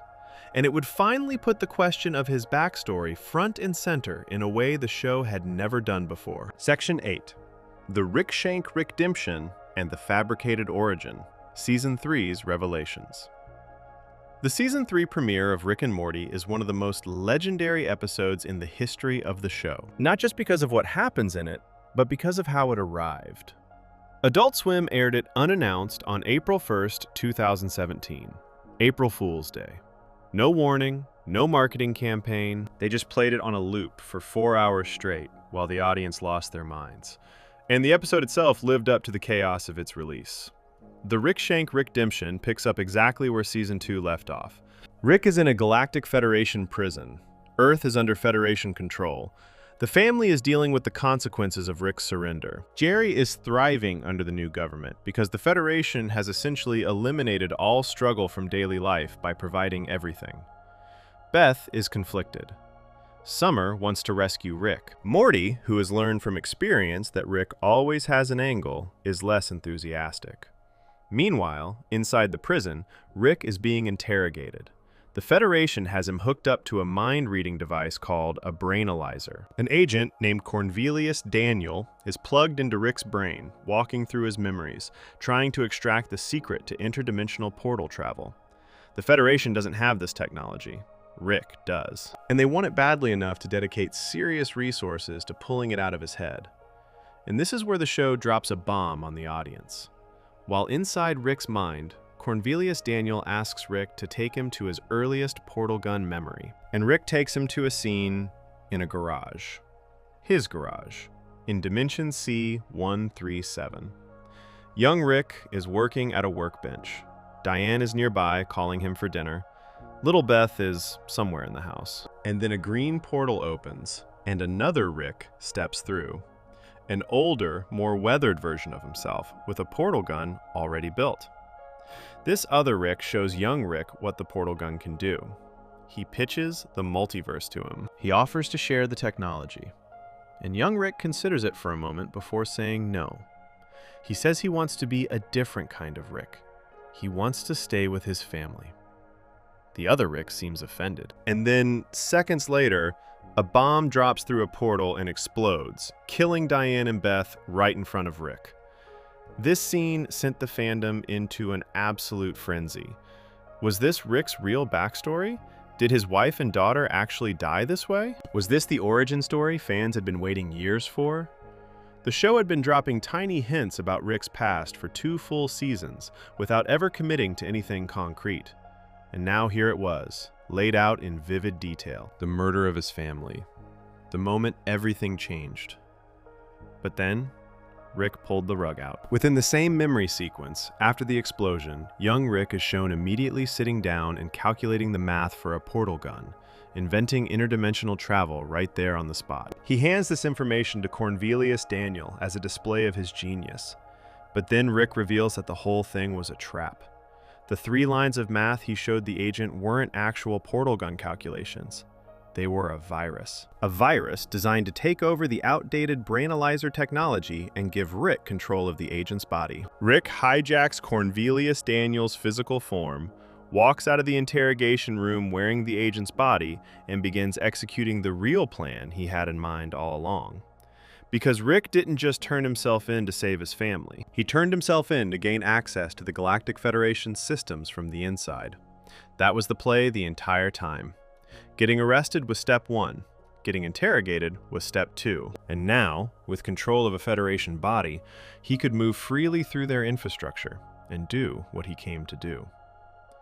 Rick proceeds to destroy the entire Galactic Federation. He accesses their central database and changes the value of their currency from 1 of itself to 0 of itself. He collapses their economy in a single keystroke. The Federation, which controlled thousands of planets and employed billions of beings, falls apart instantly because their money is suddenly worth nothing. Chaos erupts across the galaxy. Federation soldiers abandon their posts. Earth is freed from occupation overnight, and Rick walks out of the wreckage like it was a Tuesday. But he's not done. While the Federation is crumbling, Rick also deals with the Citadel of Ricks. When the Council of Ricks learned that Rick C-137 had been arrested by the Federation, they sent a team of SEAL Team Ricks to assassinate him in prison. They were afraid he would reveal the secrets of the Citadel and the central finite curve under interrogation. Rick used this to his advantage. He teleported the entire Citadel directly into the Galactic Federation's prison complex. The 2 structures collided, causing massive destruction and killing unknown numbers of Rick's, Morty's, Federation soldiers, and officials. Rick wiped out 2 of the most powerful organizations in the multiverse in a single move. And after all of that, after escaping prison, destroying the Federation, and demolishing the Citadel, Rick turns to Morty in the garage and casually dismisses everything the audience just saw. He tells Morty that the memory of Diane and Beth dying was completely fabricated, a totally fake backstory that he invented specifically to trick Cornelius Daniel into uploading the virus. He says none of it was real. He made the whole thing up. And then he goes on a rant about how his real motivation in life isn't revenge or family or any deep emotional truth. He says his real motivation is finding McDonald's Szechuan dipping sauce, a promotional condiment from 1998 that was released alongside the movie Mulan. The Szechuan sauce bit is classic Rick misdirection. He's deflecting. He's taking the most emotionally vulnerable moment the audience has ever seen from him and burying it under a joke so absurd that nobody can take the conversation seriously anymore. He's doing exactly what he always does, using humor and chaos to keep people from getting too close to the truth. And for 2 full years, between the Season 3 premiere and the reveals that would come in Season 5, the fan base genuinely didn't know what to believe. Was the memory real or fake? Did Diane and Beth actually die that way? Was Rick telling the truth when he said he made it all up? The show was deliberately keeping the audience in the dark, just like Rick keeps his family in the dark. Nobody could prove anything, and Rick liked it that way. Season 3 goes on to reveal other important things about Rick's character, even if it doesn't answer the big backstory question directly. In Pickle Rick, the 3rd episode of the season, Rick turns himself into a pickle.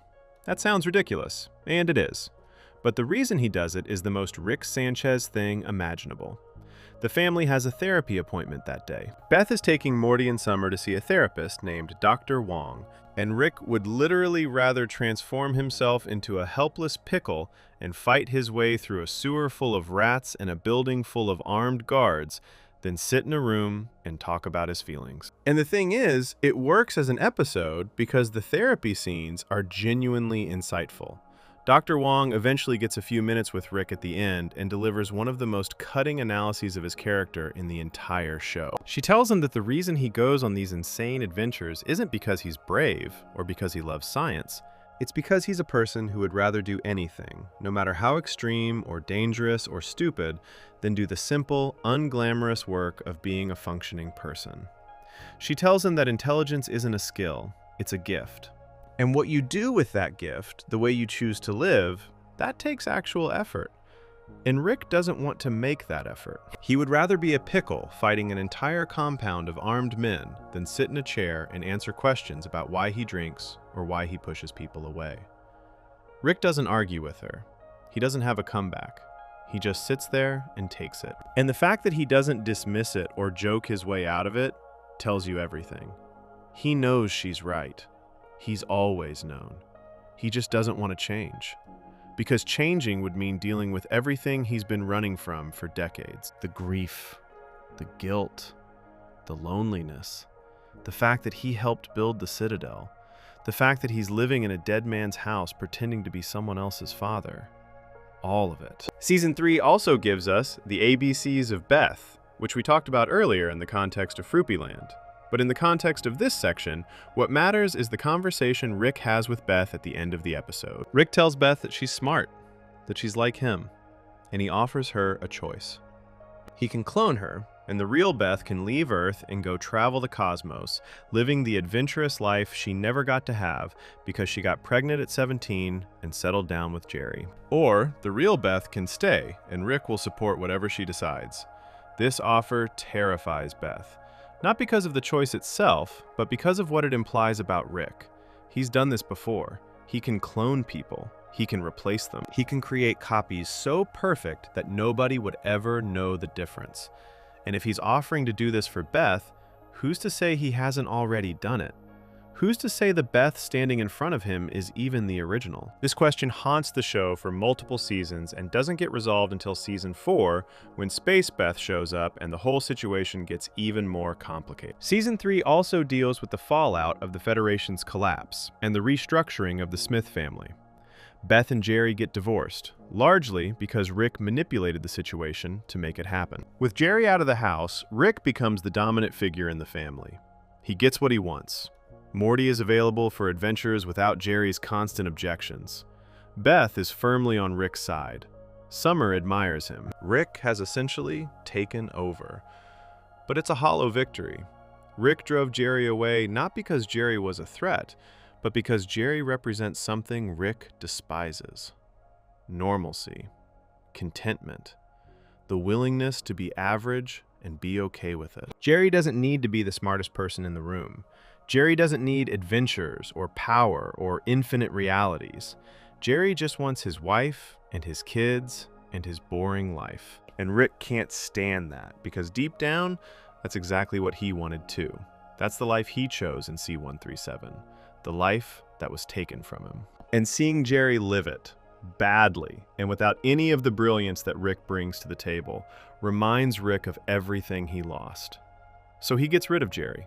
Not because Jerry is the problem, but because Jerry is the mirror. By the end of Season 3, Rick has destroyed the Federation, crippled the Citadel, driven his son-in-law out of the family, avoided therapy, and successfully kept his entire backstory a mystery by claiming it was all fake.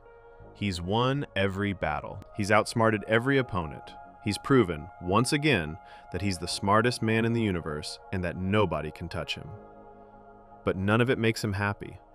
None of it fills the hole. None of it brings back Diane or Beth or undoes the decades of damage. Rick is still the same broken man he was before any of this happened. He's just better at hiding it now. Before we move on, if you're enjoying this analysis, please consider subscribing. It helps the channel tremendously. And in 2 more seasons, the hiding would stop. Because the show was about to pull Rick's mask off completely, confirm his real backstory once and for all, and force both Rick and the audience to face the full, unfiltered truth of who Rick Sanchez really is and how he got this way. Section 9. The Truth Comes Out. Rick Murray Jack and the Full Backstory Revealed. Season 5. Seasons 4 and 5 of Rick and Morty take a winding path to get where they're going. Season 4 is largely standalone episodes with a few important canonical moments scattered throughout. The Season 4 finale, Star Mort Rickturn of the Jerry, introduces Space Beth, a version of Beth who is either the original or the clone, and who has been living as a freedom fighter in space while the other Beth stayed home with the family. The episode ends with a brutal fight against Tammy and Phoenix Person, which is what Bird Person was turned into after the Galactic Federation resurrected him as a cyborg weapon following his death at the wedding. Rick manages to shut Phoenix Person down and takes his body back to the garage where he stores it. That last detail matters, because in Season 5, Rick finally goes back for his best friend. And what happens in that episode cracks the door open on Rick's backstory in a way the show had been avoiding for years. Rickternal Friendshine of the Spotless Mort is the 8th episode of Season 5. The Smith family goes on a vacation without Rick, and Rick uses the alone time to finally try reviving Bird Person. He's been keeping Bird Person's damaged body in the garage since the end of Season 4, but he hasn't been able to bring him back. The problem isn't physical. Rick can fix the body. The problem is Bird Person's mind.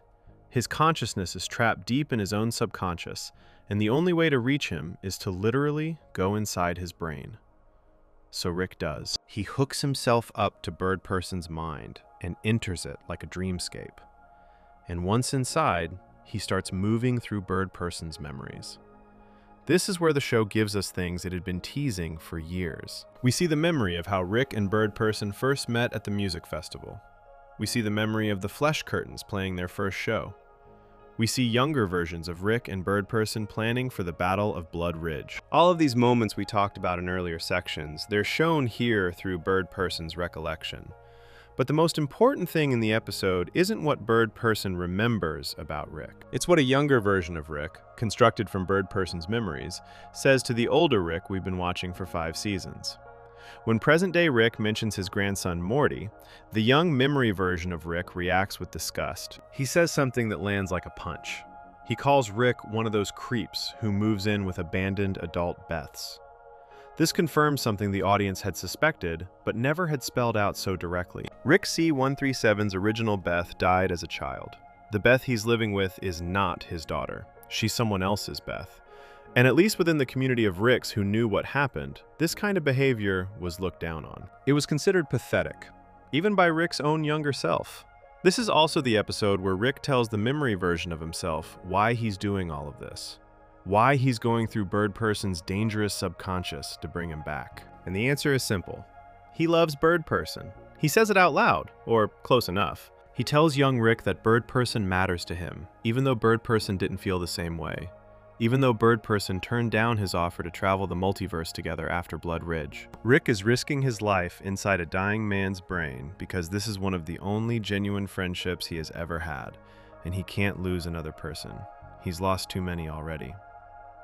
By the end of the episode, Rick succeeds. Bird Person wakes up. He's alive and restored. But the moment isn't entirely happy. Bird Person discovers that he has a child, a daughter that Tammy had while Bird Person was trapped as Phoenix Person. Bird Person leaves to go be with his kid. Rick is alone again. The friend he fought so hard to save walks away, just like he did after Blood Ridge. History repeating itself. This episode was the warm-up. The real bombshell was coming 2 episodes later, in the Season 5 finale. Rick Mirai Jack changed everything. The episode starts with Rick and Morty going through a rough patch.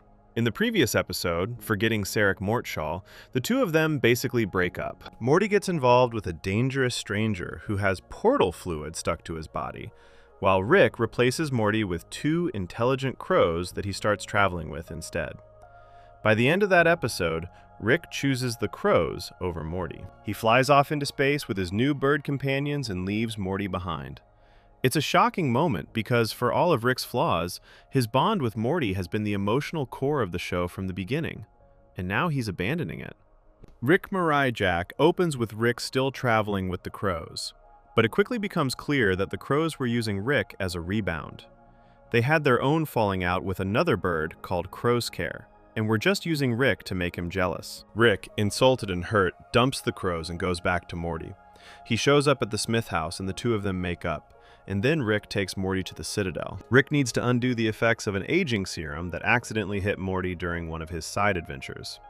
The Citadel has the technology to reverse it, but when they arrive, things go sideways fast. The Citadel has changed since Rick last saw it. It's been rebuilt since Rick destroyed it in the Season 3 premiere, and it's now under the control of President Morty, who the audience knows as Evil Morty. Evil Morty invites Rick and Morty to dinner. The dinner seems friendly at first. Evil Morty is polite, charming, in control, but there's an agenda underneath it all. Evil Morty asks Rick to tell him how to bring down the central finite curve. Rick refuses. So Evil Morty reveals that he doesn't actually need Rick's cooperation. During the dinner, while they were eating, Evil Morty was scanning Rick's brain. He already had a partial scan from the events of Season 1, when the original Evil Rick, who was secretly being controlled by Evil Morty, captured Rick C-137 and scanned his brain. Now, years later, Evil Morty completes that scan. He has everything he needs. Evil Morty then reveals several ugly truths to Morty. He explains how the Citadel Ricks created a Morty market, how they deliberately manipulated events across the multiverse to make sure that Beths and Jerrys ended up together so that Mortys would be born, how they cloned Mortys and bred them with specific personality traits to make them obedient and forgiving.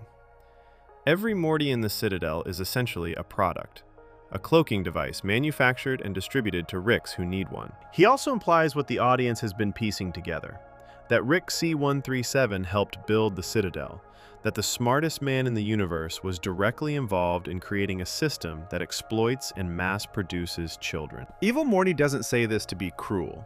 He says it because he wants Morty to understand the truth about the person he's been traveling with. And then comes the moment the entire fandom had been waiting for since the Season 3 premiere. Morty gets hold of the brain scanning device that contains Rick's complete memories, and he uses it on himself. He injects Rick's full backstory directly into his own mind, and we see it. All of it. In a montage set to music, with no dialogue, Morty witnesses the complete truth of Rick C-137's life. The scene in the garage where Rick Prime visits, the bomb, Diane and Beth dying, Rick recovering in the ambulance, Rick alone in the aftermath, grieving, Rick building his own portal gun, Rick meeting Bird Person, the Flesh Curtains, the Rebellion, the Battle of Blood Ridge, Rick being rejected by Bird Person, Rick spiraling into depression and alcoholism, Rick killing countless other Ricks across the multiverse in his hunt for Rick Prime, the other Ricks banding together, the peace treaty, the construction of the Citadel, the central finite curve, Rick leaving the Citadel, Rick crashing into the Prime dimension, Rick meeting Morty for the first time. Everything that was supposedly fabricated in the Season 3 premiere is confirmed as real. The memory of Diane and Beth dying was true. Rick lied when he told Morty and the audience it was fake. The only part he fabricated was the speed at which he invented the portal gun afterwards. In reality, he didn't build it instantly. He spent time grieving. He went to the hospital. He mourned. And then, eventually, he picked himself up and started building. The pain came first. The science came after. Morty watches all of this. He sees who Rick really is. He sees the full weight of what this man has been carrying. He sees the decades of violence and loss and loneliness, and when it's over, he looks at Rick with new understanding. Not pity exactly, not forgiveness exactly, but something closer to recognition. He finally sees the real person underneath the mask. Meanwhile, Evil Morty is executing his plan. Using the information from Rick's brain scan, he activates the Citadel's dimensional drive and begins punching a hole through the central finite curve. His goal is simple and devastating. He wants out. He wants to leave the portion of the multiverse where Rick is always the smartest being alive. He wants to escape into the wider multiverse, the one beyond the wall that Rick helped build, where Ricks aren't special and Mortys aren't slaves. Evil Morty is tired of living in a world designed by Ricks for Ricks. He just wants to be free. To power his escape, Evil Morty needs an incredible amount of energy, and he gets it by killing everyone on the Citadel. He hacks every portal gun in the station so that they only open to a blender dimension, a reality that is literally just a giant blender. When the Ricks and Mortys try to escape through their portals, they're shredded. He also sabotages the Citadel's clone system, Operation Phoenix, so that anyone who tries to use it gets rerouted into a meat grinder. The ground-up remains are used as fuel for the dimensional drive. It is, without question, the most horrifying sequence in the entire series. Thousands of Ricks and Mortys dying in the most gruesome ways imaginable, while evil Morty calmly activates his escape pod. The central finite curve cracks open. A golden portal appears, different from the green ones every Rick uses. Evil Morty steps through it and disappears into the wider multiverse. The Citadel explodes behind him. Rick and Morty barely escape by detaching the Mortytown section of the station from the main structure before it's destroyed. They're left floating in space, stranded without portal travel, clinging to the wreckage of the system Rick helped create. The season ends with Rick and Morty drifting through the void. The Citadel is gone, the central finite curve is cracked, evil Morty is free, and Morty now knows the full truth about his grandfather. Everything is different. The secrets Rick spent years protecting are out in the open. The backstory he claimed was fabricated is confirmed as real. And the wall he built around infinity has a hole in it. Before we move on, if you're enjoying this analysis, please consider subscribing. It helps the channel tremendously. But the fallout from this moment would hit even harder in Season 6. Because when Rick tries to fix the broken portal system, he accidentally triggers a chain of events that sends everyone back to where they started. And for Rick, going back to where he started means returning to the one place in the multiverse he never wanted to see again. Section 10. Solarix and the Reset. Season 6's New Status Quo. After the destruction of the Citadel and evil Morty's escape through the central finite curve, Rick and Morty are left stranded in space. No portal gun, no working fluid, no way home. They're floating on the detached chunk of Mortytown, surrounded by the debris of the station Rick helped build. And for the first time in the show's history, the smartest man in the universe is genuinely stuck. That's where Season 6 begins. The premiere episode, Solarix, picks up directly from the Season 5 finale and deals with the immediate consequences of everything that just happened. Spacebeth finds Rick and Morty drifting in the wreckage and brings them back to Earth. Rick gets to work trying to fix the portal system, which has been broken since evil Morty cracked the central finite curve. The green portal fluid that every Rick in the multiverse relies on isn't working properly anymore. The whole network is messed up, and Rick needs to reset it. So he does. Or at least, he tries to. Rick attempts to reset the portal index, which is essentially the address book that tells portal fluid where to send people. But something goes wrong. Instead of just fixing the system, the reset sends every single person who is dimensionally displaced back to their original home reality. Everyone who is living in a dimension they weren't born in gets sent back to where they came from. Think about what that means for the main characters. Rick C-137 was born in Dimension C-137, but has been living in the Prime Dimension and then Dimension C-131. Morty was born in the Prime Dimension, but has been living in C-131 after the Cronenberg disaster. Jerry got mixed up at the Jerry Bory daycare in Season 2 and was swapped with a Jerry from another dimension, so the Jerry living with the family isn't even the right one. The reset sends all of them back to where they originally came from. Rick gets sent back to Dimension C-137. His actual home dimension, the place where Diane and Beth were killed, the place he left decades ago to begin his hunt for Rick Prime. He hasn't been back there in what appears to be most of his adult life. And what he finds when he arrives is one of the most disturbing reveals in the entire show. Rick kept C-137 on a time loop. The entire dimension, the whole planet, everything. He froze it on the day that Diane and Beth died. For decades, while Rick was out traveling the multiverse and building the Citadel and moving in with new families, his original home dimension was stuck, repeating the same day over and over again. The people in it, his neighbors, the other residents of his town, they were all trapped, living the worst day of Rick's life on repeat for years and years and years, without knowing why or being able to stop it. Rick created an AI version of Diane in this dimension too.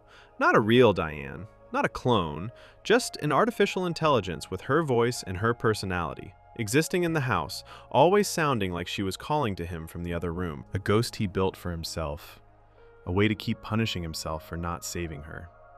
Every time he came back to C-137, The AI Diane would be there, reminding him of his failure, urging him to get revenge on the person who killed her and Beth. Rick built his own haunted house, his own personal hell, and he kept it running for decades because he couldn't let go. When Rick arrives back in C-137 during the portal reset, he talks to the AI Diane, and for the first time, he tells her he needs to move on. He says he has a family now, in a different dimension, and he needs to go back to them. He shuts off the time loop, which means the people trapped in it are finally freed. His neighbor, Mr. Goldman Bach Majorian, has been stuck in this loop for so long that when it breaks, the relief of death is all that's left for him. Rick essentially killed an entire dimension's worth of people by trapping them in time, and when he finally lets them go, most of them are probably already gone in every way that matters. Meanwhile, Morty gets sent back to the Prime Dimension, the Cronenberg world. The place he and Rick abandoned back in Season 1 after they turned the entire population into monsters. Morty hasn't been back here since the day he buried his own dead body in the backyard and moved to C-131. And what he finds is grim. The Cronenberged world is still a wasteland. Summer and Beth from this dimension are dead. Summer was frozen by the Citadel of Ricks during the events of the Season 3 premiere. Beth got sick from an infection caused by the Cronenbergs and died sometime after. The only person still alive is Jerry, Morty's original father. But this Jerry is not the Jerry we know. Years of surviving alone in a post-apocalyptic world filled with Cronenberg monsters have turned him into a hardened, ruthless warrior. He's buff. He's angry. He's lost his wife and his daughter, and he's been alone for years. When Morty shows up, Jerry is initially hostile. He blames Morty and Rick for destroying his world and leaving his family behind. It's an incredibly raw confrontation. Morty has to face the consequences of what happened in Season 1. The Cronenberg disaster wasn't just a plot device or a joke. Real people were left behind in that world. Real people suffered and died because Rick decided it was easier to find a new dimension than to fix the one he broke. And then Rick Prime shows up. This is a huge moment because the portal reset didn't just affect Rick and Morty and Jerry. It affected every dimensionally displaced person in the multiverse. And Rick Prime, who had been hiding somewhere outside his home dimension for years, gets sent back to the Prime Dimension too. He's dumped right back onto the Earth he abandoned. And the first person he runs into is Jerry Prime. Jerry tries to fight back. He even manages to slash Rick Prime's throat with a knife. But Rick Prime has regeneration technology. The wound heals almost instantly. Rick Prime looks at Jerry, says something dismissive about him being a badass, and then shoots him dead. Jerry Prime, the man who survived years alone in a Cronenberg wasteland, who lost his wife and daughter and kept going, gets killed casually by the man who started all of this. It's cold and brutal, and it tells you everything about who Rick Prime is. Jerry was never even a real person to him, just a concept that existed in the same house he used to live in. Rick C-137 eventually makes it out of C-137 and back to the Prime Dimension. He finds Morty and together they go to Rick Prime's old hideout, hoping to finally confront him. Rick tells Morty the full truth about Rick Prime at this point. He explains that Rick Prime is Morty's real, biological grandfather, that the Rick who killed his wife and daughter and launched him on a decades-long revenge quest is the same Rick who originally belonged to Morty's family. The same Rick who abandoned Beth, who left Diane, who walked away from this dimension and never looked back. Morty's actual grandpa is the villain of the entire show. When they arrive at Rick Prime's hideout, he's not there. Instead, they find a recorded hologram of Rick Prime taunting them. He set up traps and decoys throughout the lair. His eyes in the recording seem to follow Rick's movements, suggesting a level of preparation and surveillance that goes beyond what any normal person could achieve. Rick Prime is always one step ahead. He anticipated that the portal reset would happen, he anticipated that Rick C-137 would come looking for him, and he made sure he was already gone before they arrived. Season 6 continues from here with a new dynamic in place. The big revelations are all out on the table now. Morty knows the truth about Rick Prime. He knows that his real grandfather is a monster. He knows that Rick C-137, the man he's been adventuring with, moved into his life as part of a trap to catch Rick Prime. The secrets that drove so much of the show's tension for 5 seasons are no longer secrets. Everything is in the open. And Rick changes his approach. For most of the series, he's been passively waiting for Rick Prime to come to him. That was the whole point of moving to the Prime dimension in the first place. Sit in a house, wait for Prime to return. Kill him when he shows up. But that strategy failed for years. Rick Prime never came back. And now, after the portal reset gave Rick a brief glimpse of where Prime had been, Rick switches to a more active strategy. For a large portion of Season 6, Rick is obsessively hunting Rick Prime. He builds a robot version of himself, a mechanical duplicate that looks and acts exactly like him, and sends it to live with the family. The robot Rick goes on adventures with Morty. The robot Rick sits at the dinner table with Beth and Jerry and Summer. The robot Rick does all the things that Family Rick is supposed to do. Meanwhile, the real Rick is locked away in his lab, completely consumed by the search for Rick Prime. He's analyzing technology salvaged from Prime's hideout. He's tracing signals. He's mapping out every location in the multiverse where Rick Prime might be hiding. The family doesn't know they're living with a robot for a significant chunk of the season. When the truth comes out, it's another blow to the trust that holds the Smith household together. Rick has been faking his presence in their lives. Again. He's been so consumed by revenge that he literally replaced himself with a machine rather than be present with the people who care about him. It's the Citadel all over again. Rick building systems and structures to handle the parts of life he doesn't want to deal with so he can focus on the hunt.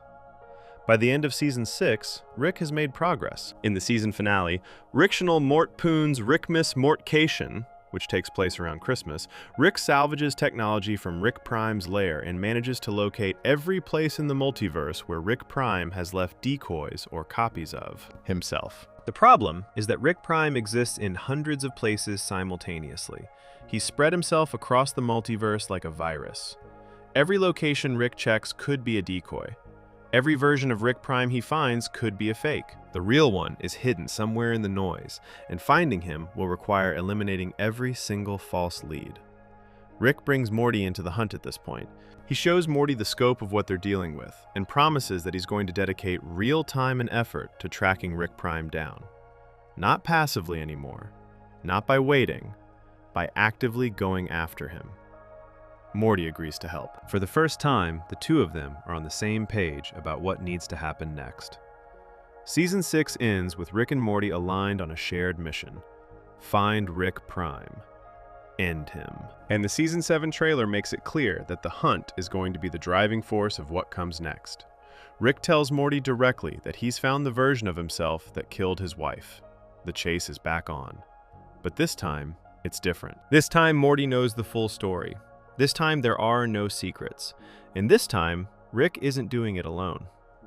Before we move on, if you're enjoying this analysis, please consider subscribing. It helps the channel tremendously. What neither of them expected was how quickly the hunt would end, how brutal the conclusion would be, and how empty Rick would feel when the thing he spent his entire life chasing was finally, permanently gone. Section 11. Unmortricken. The Death of Rick Prime and the Hollow Victory. Season 7. Season 7 of Rick and Morty arrived with a cloud of uncertainty hanging over it. This was the first season without Justin Roiland, the co-creator who had voiced both Rick and Morty since the show began. Roiland was fired from the series following domestic violence charges and other allegations, and new voice actors were brought in. Ian Cardoni took over as Rick. Harry Belden took over as Morty. The fandom was nervous. Could the show survive without the original voices? Would it still feel like Rick and Morty? The first few episodes of Season 7 seemed to be taking their time. Standalone adventures, fun episodes, nothing that pushed the main story forward in any major way. The Rick Prime hunt that had been set up so aggressively at the end of Season 6 seemed to be on the back burner. Some fans were frustrated. Some thought the show was stalling. And then Episode 5 happened. Unmortricken dropped in the middle of the season like a bomb. Nobody expected it there. Major canonical episodes in Rick and Morty usually come at the end of a season, as a premiere or a finale. Putting one in the middle was a deliberate choice by the writers. They wanted it to be a surprise, and it absolutely was. The episode opens with what appears to be a standard Rick and Morty adventure, but it quickly becomes something else when Morty goes on a sudden rampage, puts on an eye patch, and reveals himself to be Evil Morty. He's been disguising himself as the regular Morty, The real Morty is tied up somewhere. Evil Morty has returned from beyond the central finite curve, and he has his own reasons for being back. The reason is Rick Prime. Specifically, the shockwaves from Rick C137 messing with the central finite curve to try to flush out Rick Prime reached Evil Morty's refuge beyond the curve. Evil Morty doesn't like being disturbed. He left the Rick-dominated multiverse specifically to get away from all of this, and now the fallout from Rick's obsession is spilling into his peaceful new life. So Evil Morty comes back, not out of kindness or loyalty, but out of self-interest. If Rick Prime stays alive, he'll keep causing problems.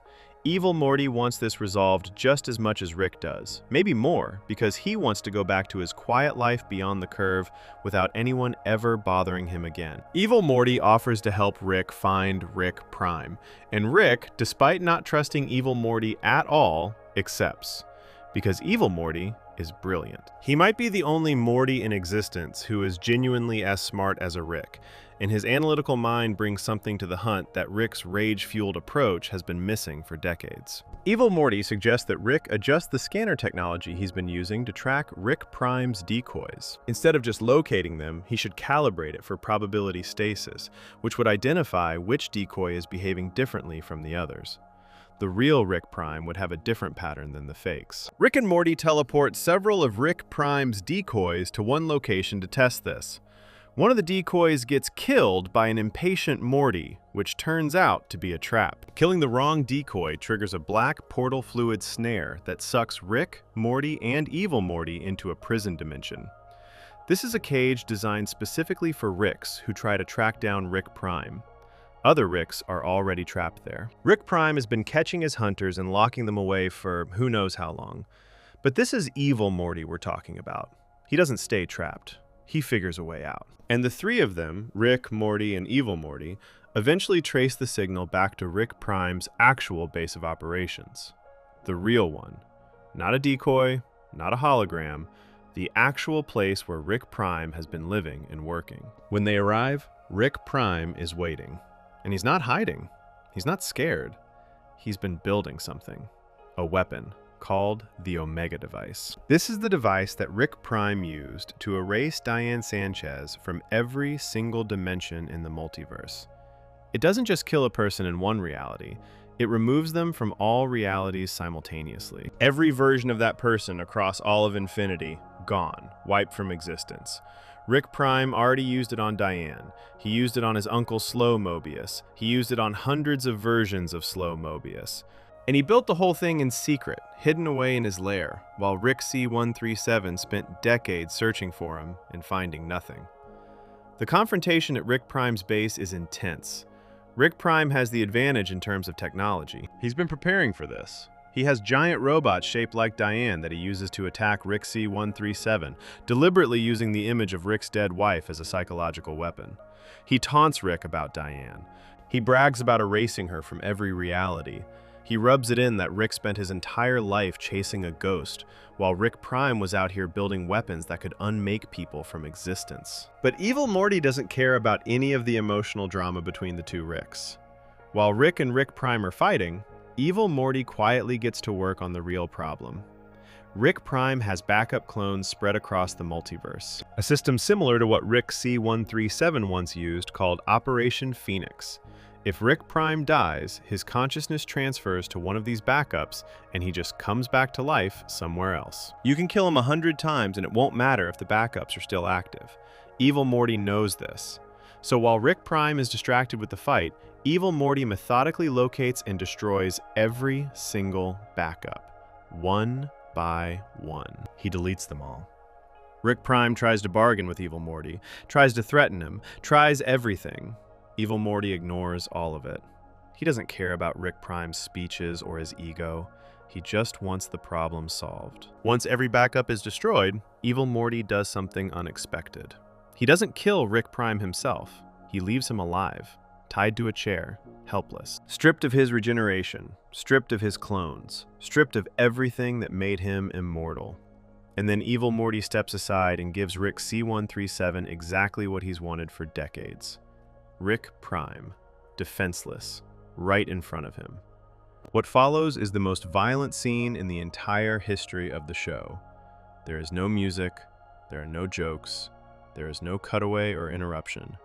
Just silence and the sound of fists hitting flesh. Rick C-137 walks up to Rick Prime and starts punching him.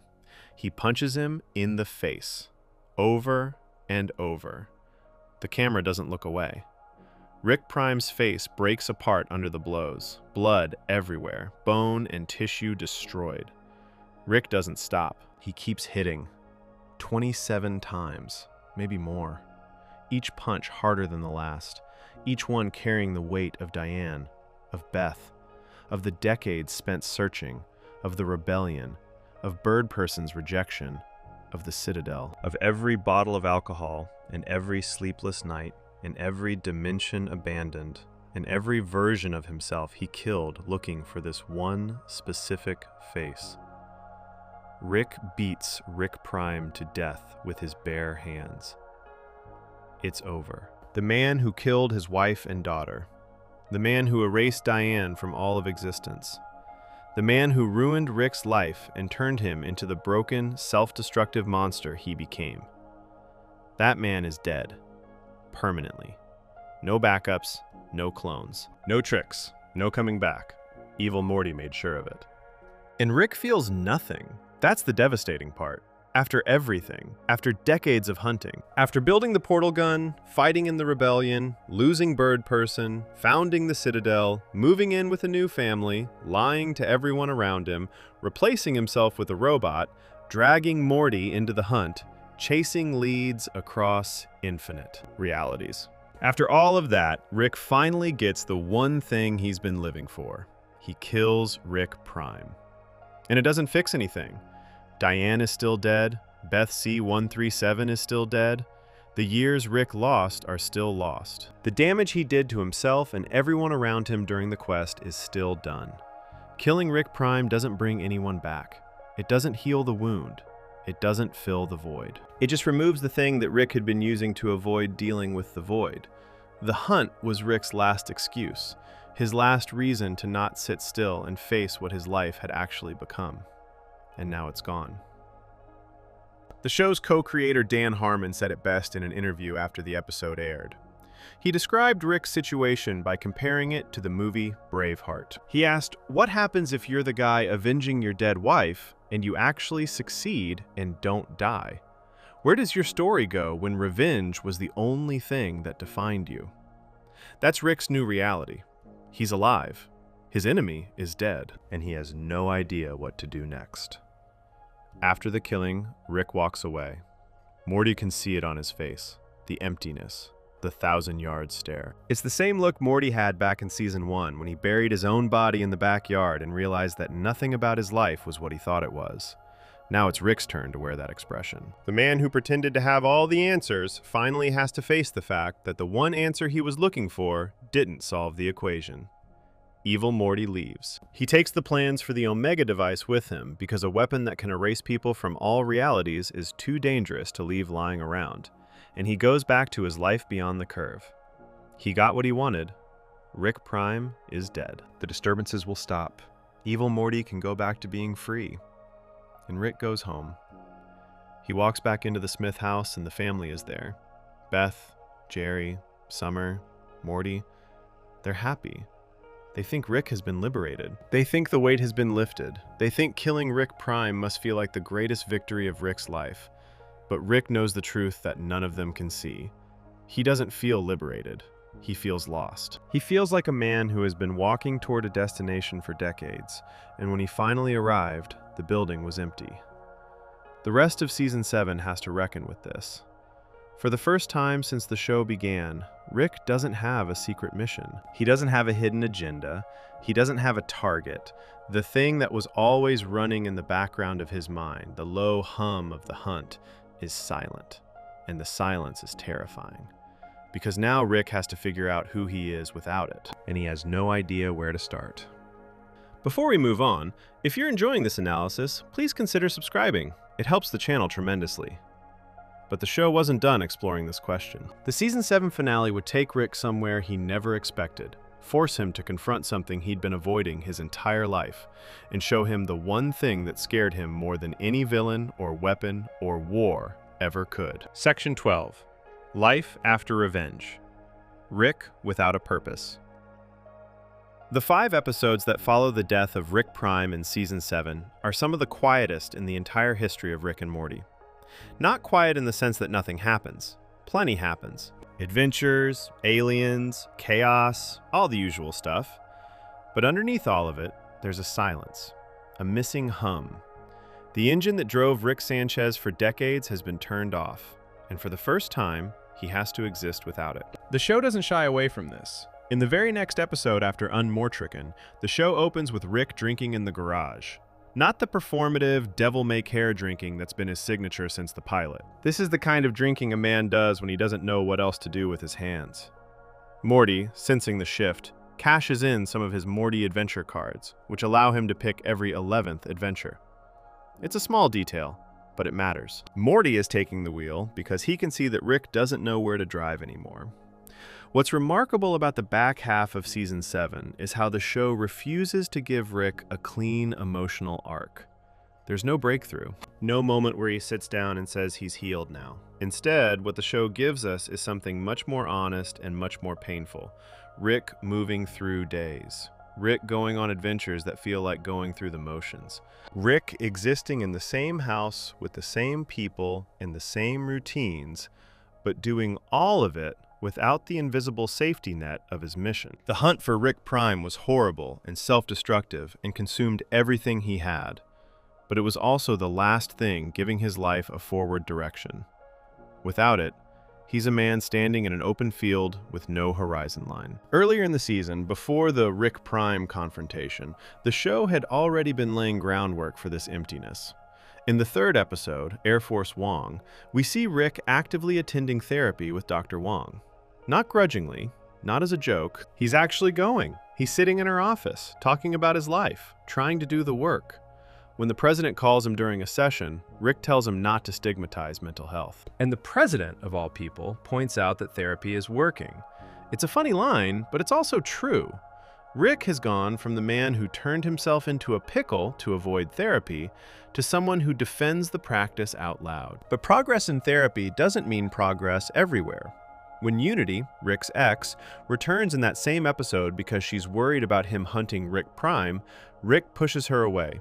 He's still hostile, still defensive, still the guy who would rather destroy a relationship than admit he needs someone.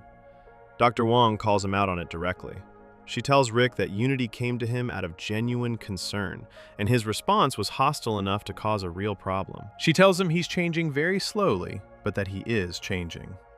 That line might be the most important diagnosis anyone has ever given Rick Sanchez. Not that he's broken, not that he's hopeless, that he's changing. Slowly, almost invisibly. But changing. The question hanging over the second half of Season 7 is whether that slow change is enough. Whether the tiny incremental shifts in Rick's behavior, the therapy sessions, the moments of vulnerability, the rare apologies, whether any of that is strong enough to hold him together now that the obsession is gone. Because Rick without a mission is a dangerous thing. Not dangerous to others, dangerous to himself. We've seen what happens when Rick runs out of reasons to keep going.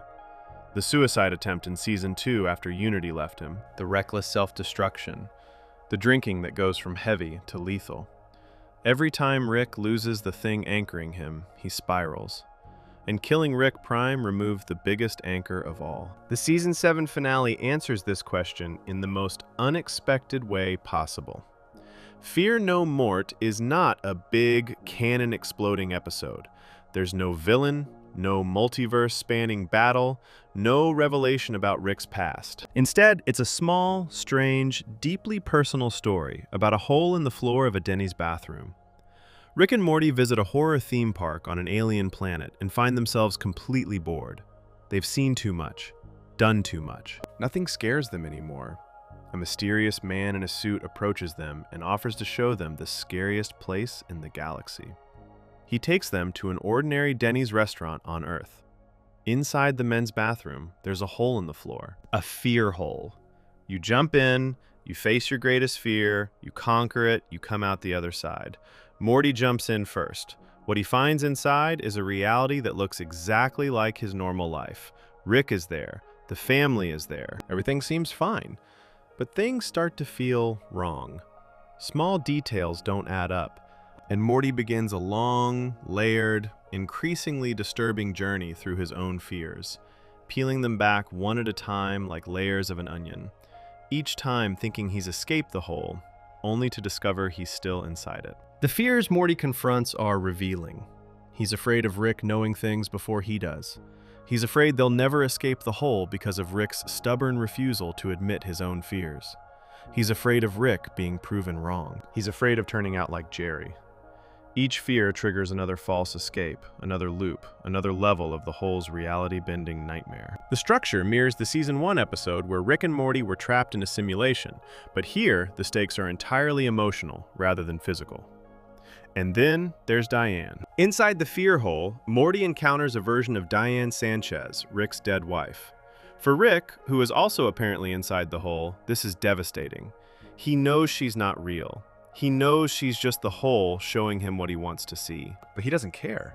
He'd rather stay inside a fake reality with a fake Diane forever than go back to the real world where she's gone.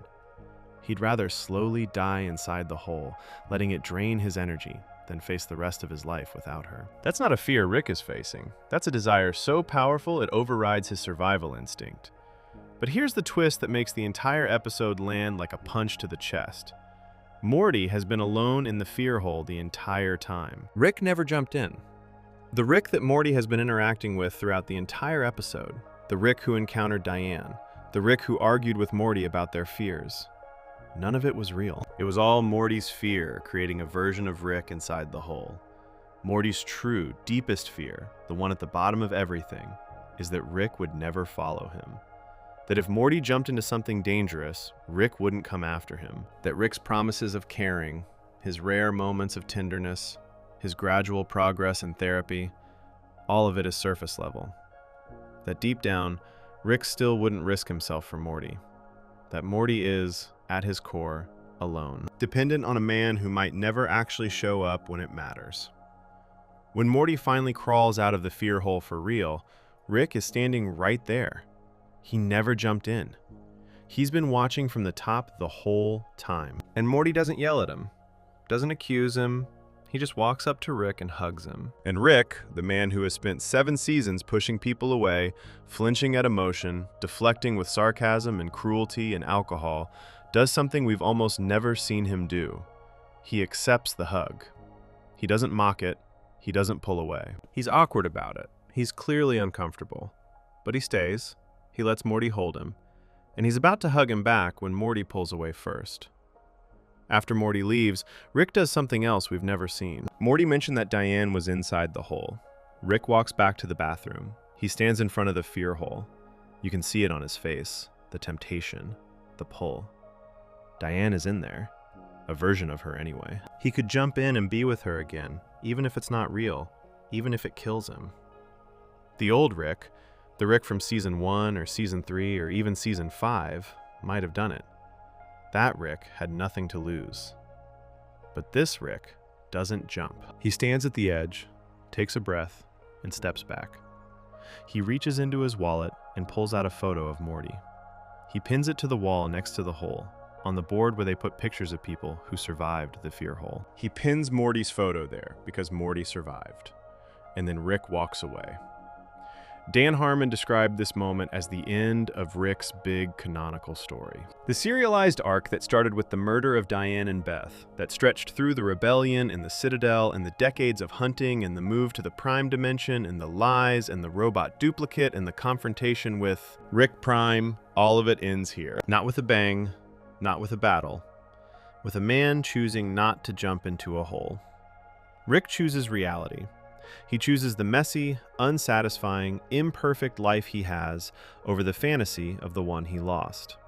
He chooses Morty over Diane, not because he loves Morty more, but because Morty is real and Diane isn't. And for a man who spent decades running from reality, who built pocket dimensions and cloning systems and artificial intelligences of his dead wife, and froze entire dimensions in time to avoid dealing with what happened, that single choice to stay in. The real world is the bravest thing Rick Sanchez has ever done. The post-credit scene of the finale shows Mr. Poopy Butthole stealing one of Rick's portal guns and using it to replace a version of himself who still has a happy marriage. He takes over another version of his own life rather than fixing his real one.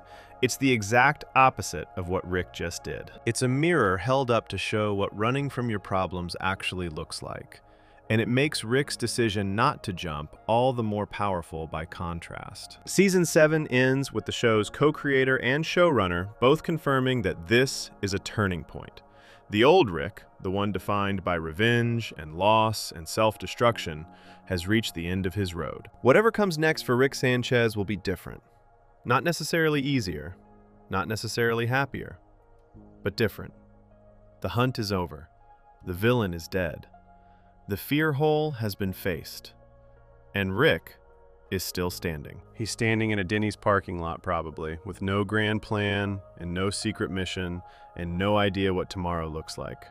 But he's standing. And for a man who tried to kill himself in his garage, who drank himself through decades of grief, who replaced himself with a robot rather than be present with his family, just standing there, choosing to be alive, choosing to stay in the real world, with real people who actually care about him, that's not nothing. That might be everything. And somewhere beyond the central finite curve, in a part of the multiverse where no Rick is the smartest person in the room, evil Morty is watching, waiting, holding the plans for a weapon that can erase anyone from all of existence. The story of Rick's past may finally be over, but the story of what comes next is only just beginning. If you enjoyed this video essay, make sure to subscribe. Thanks for watching, and I'll see you in the next one.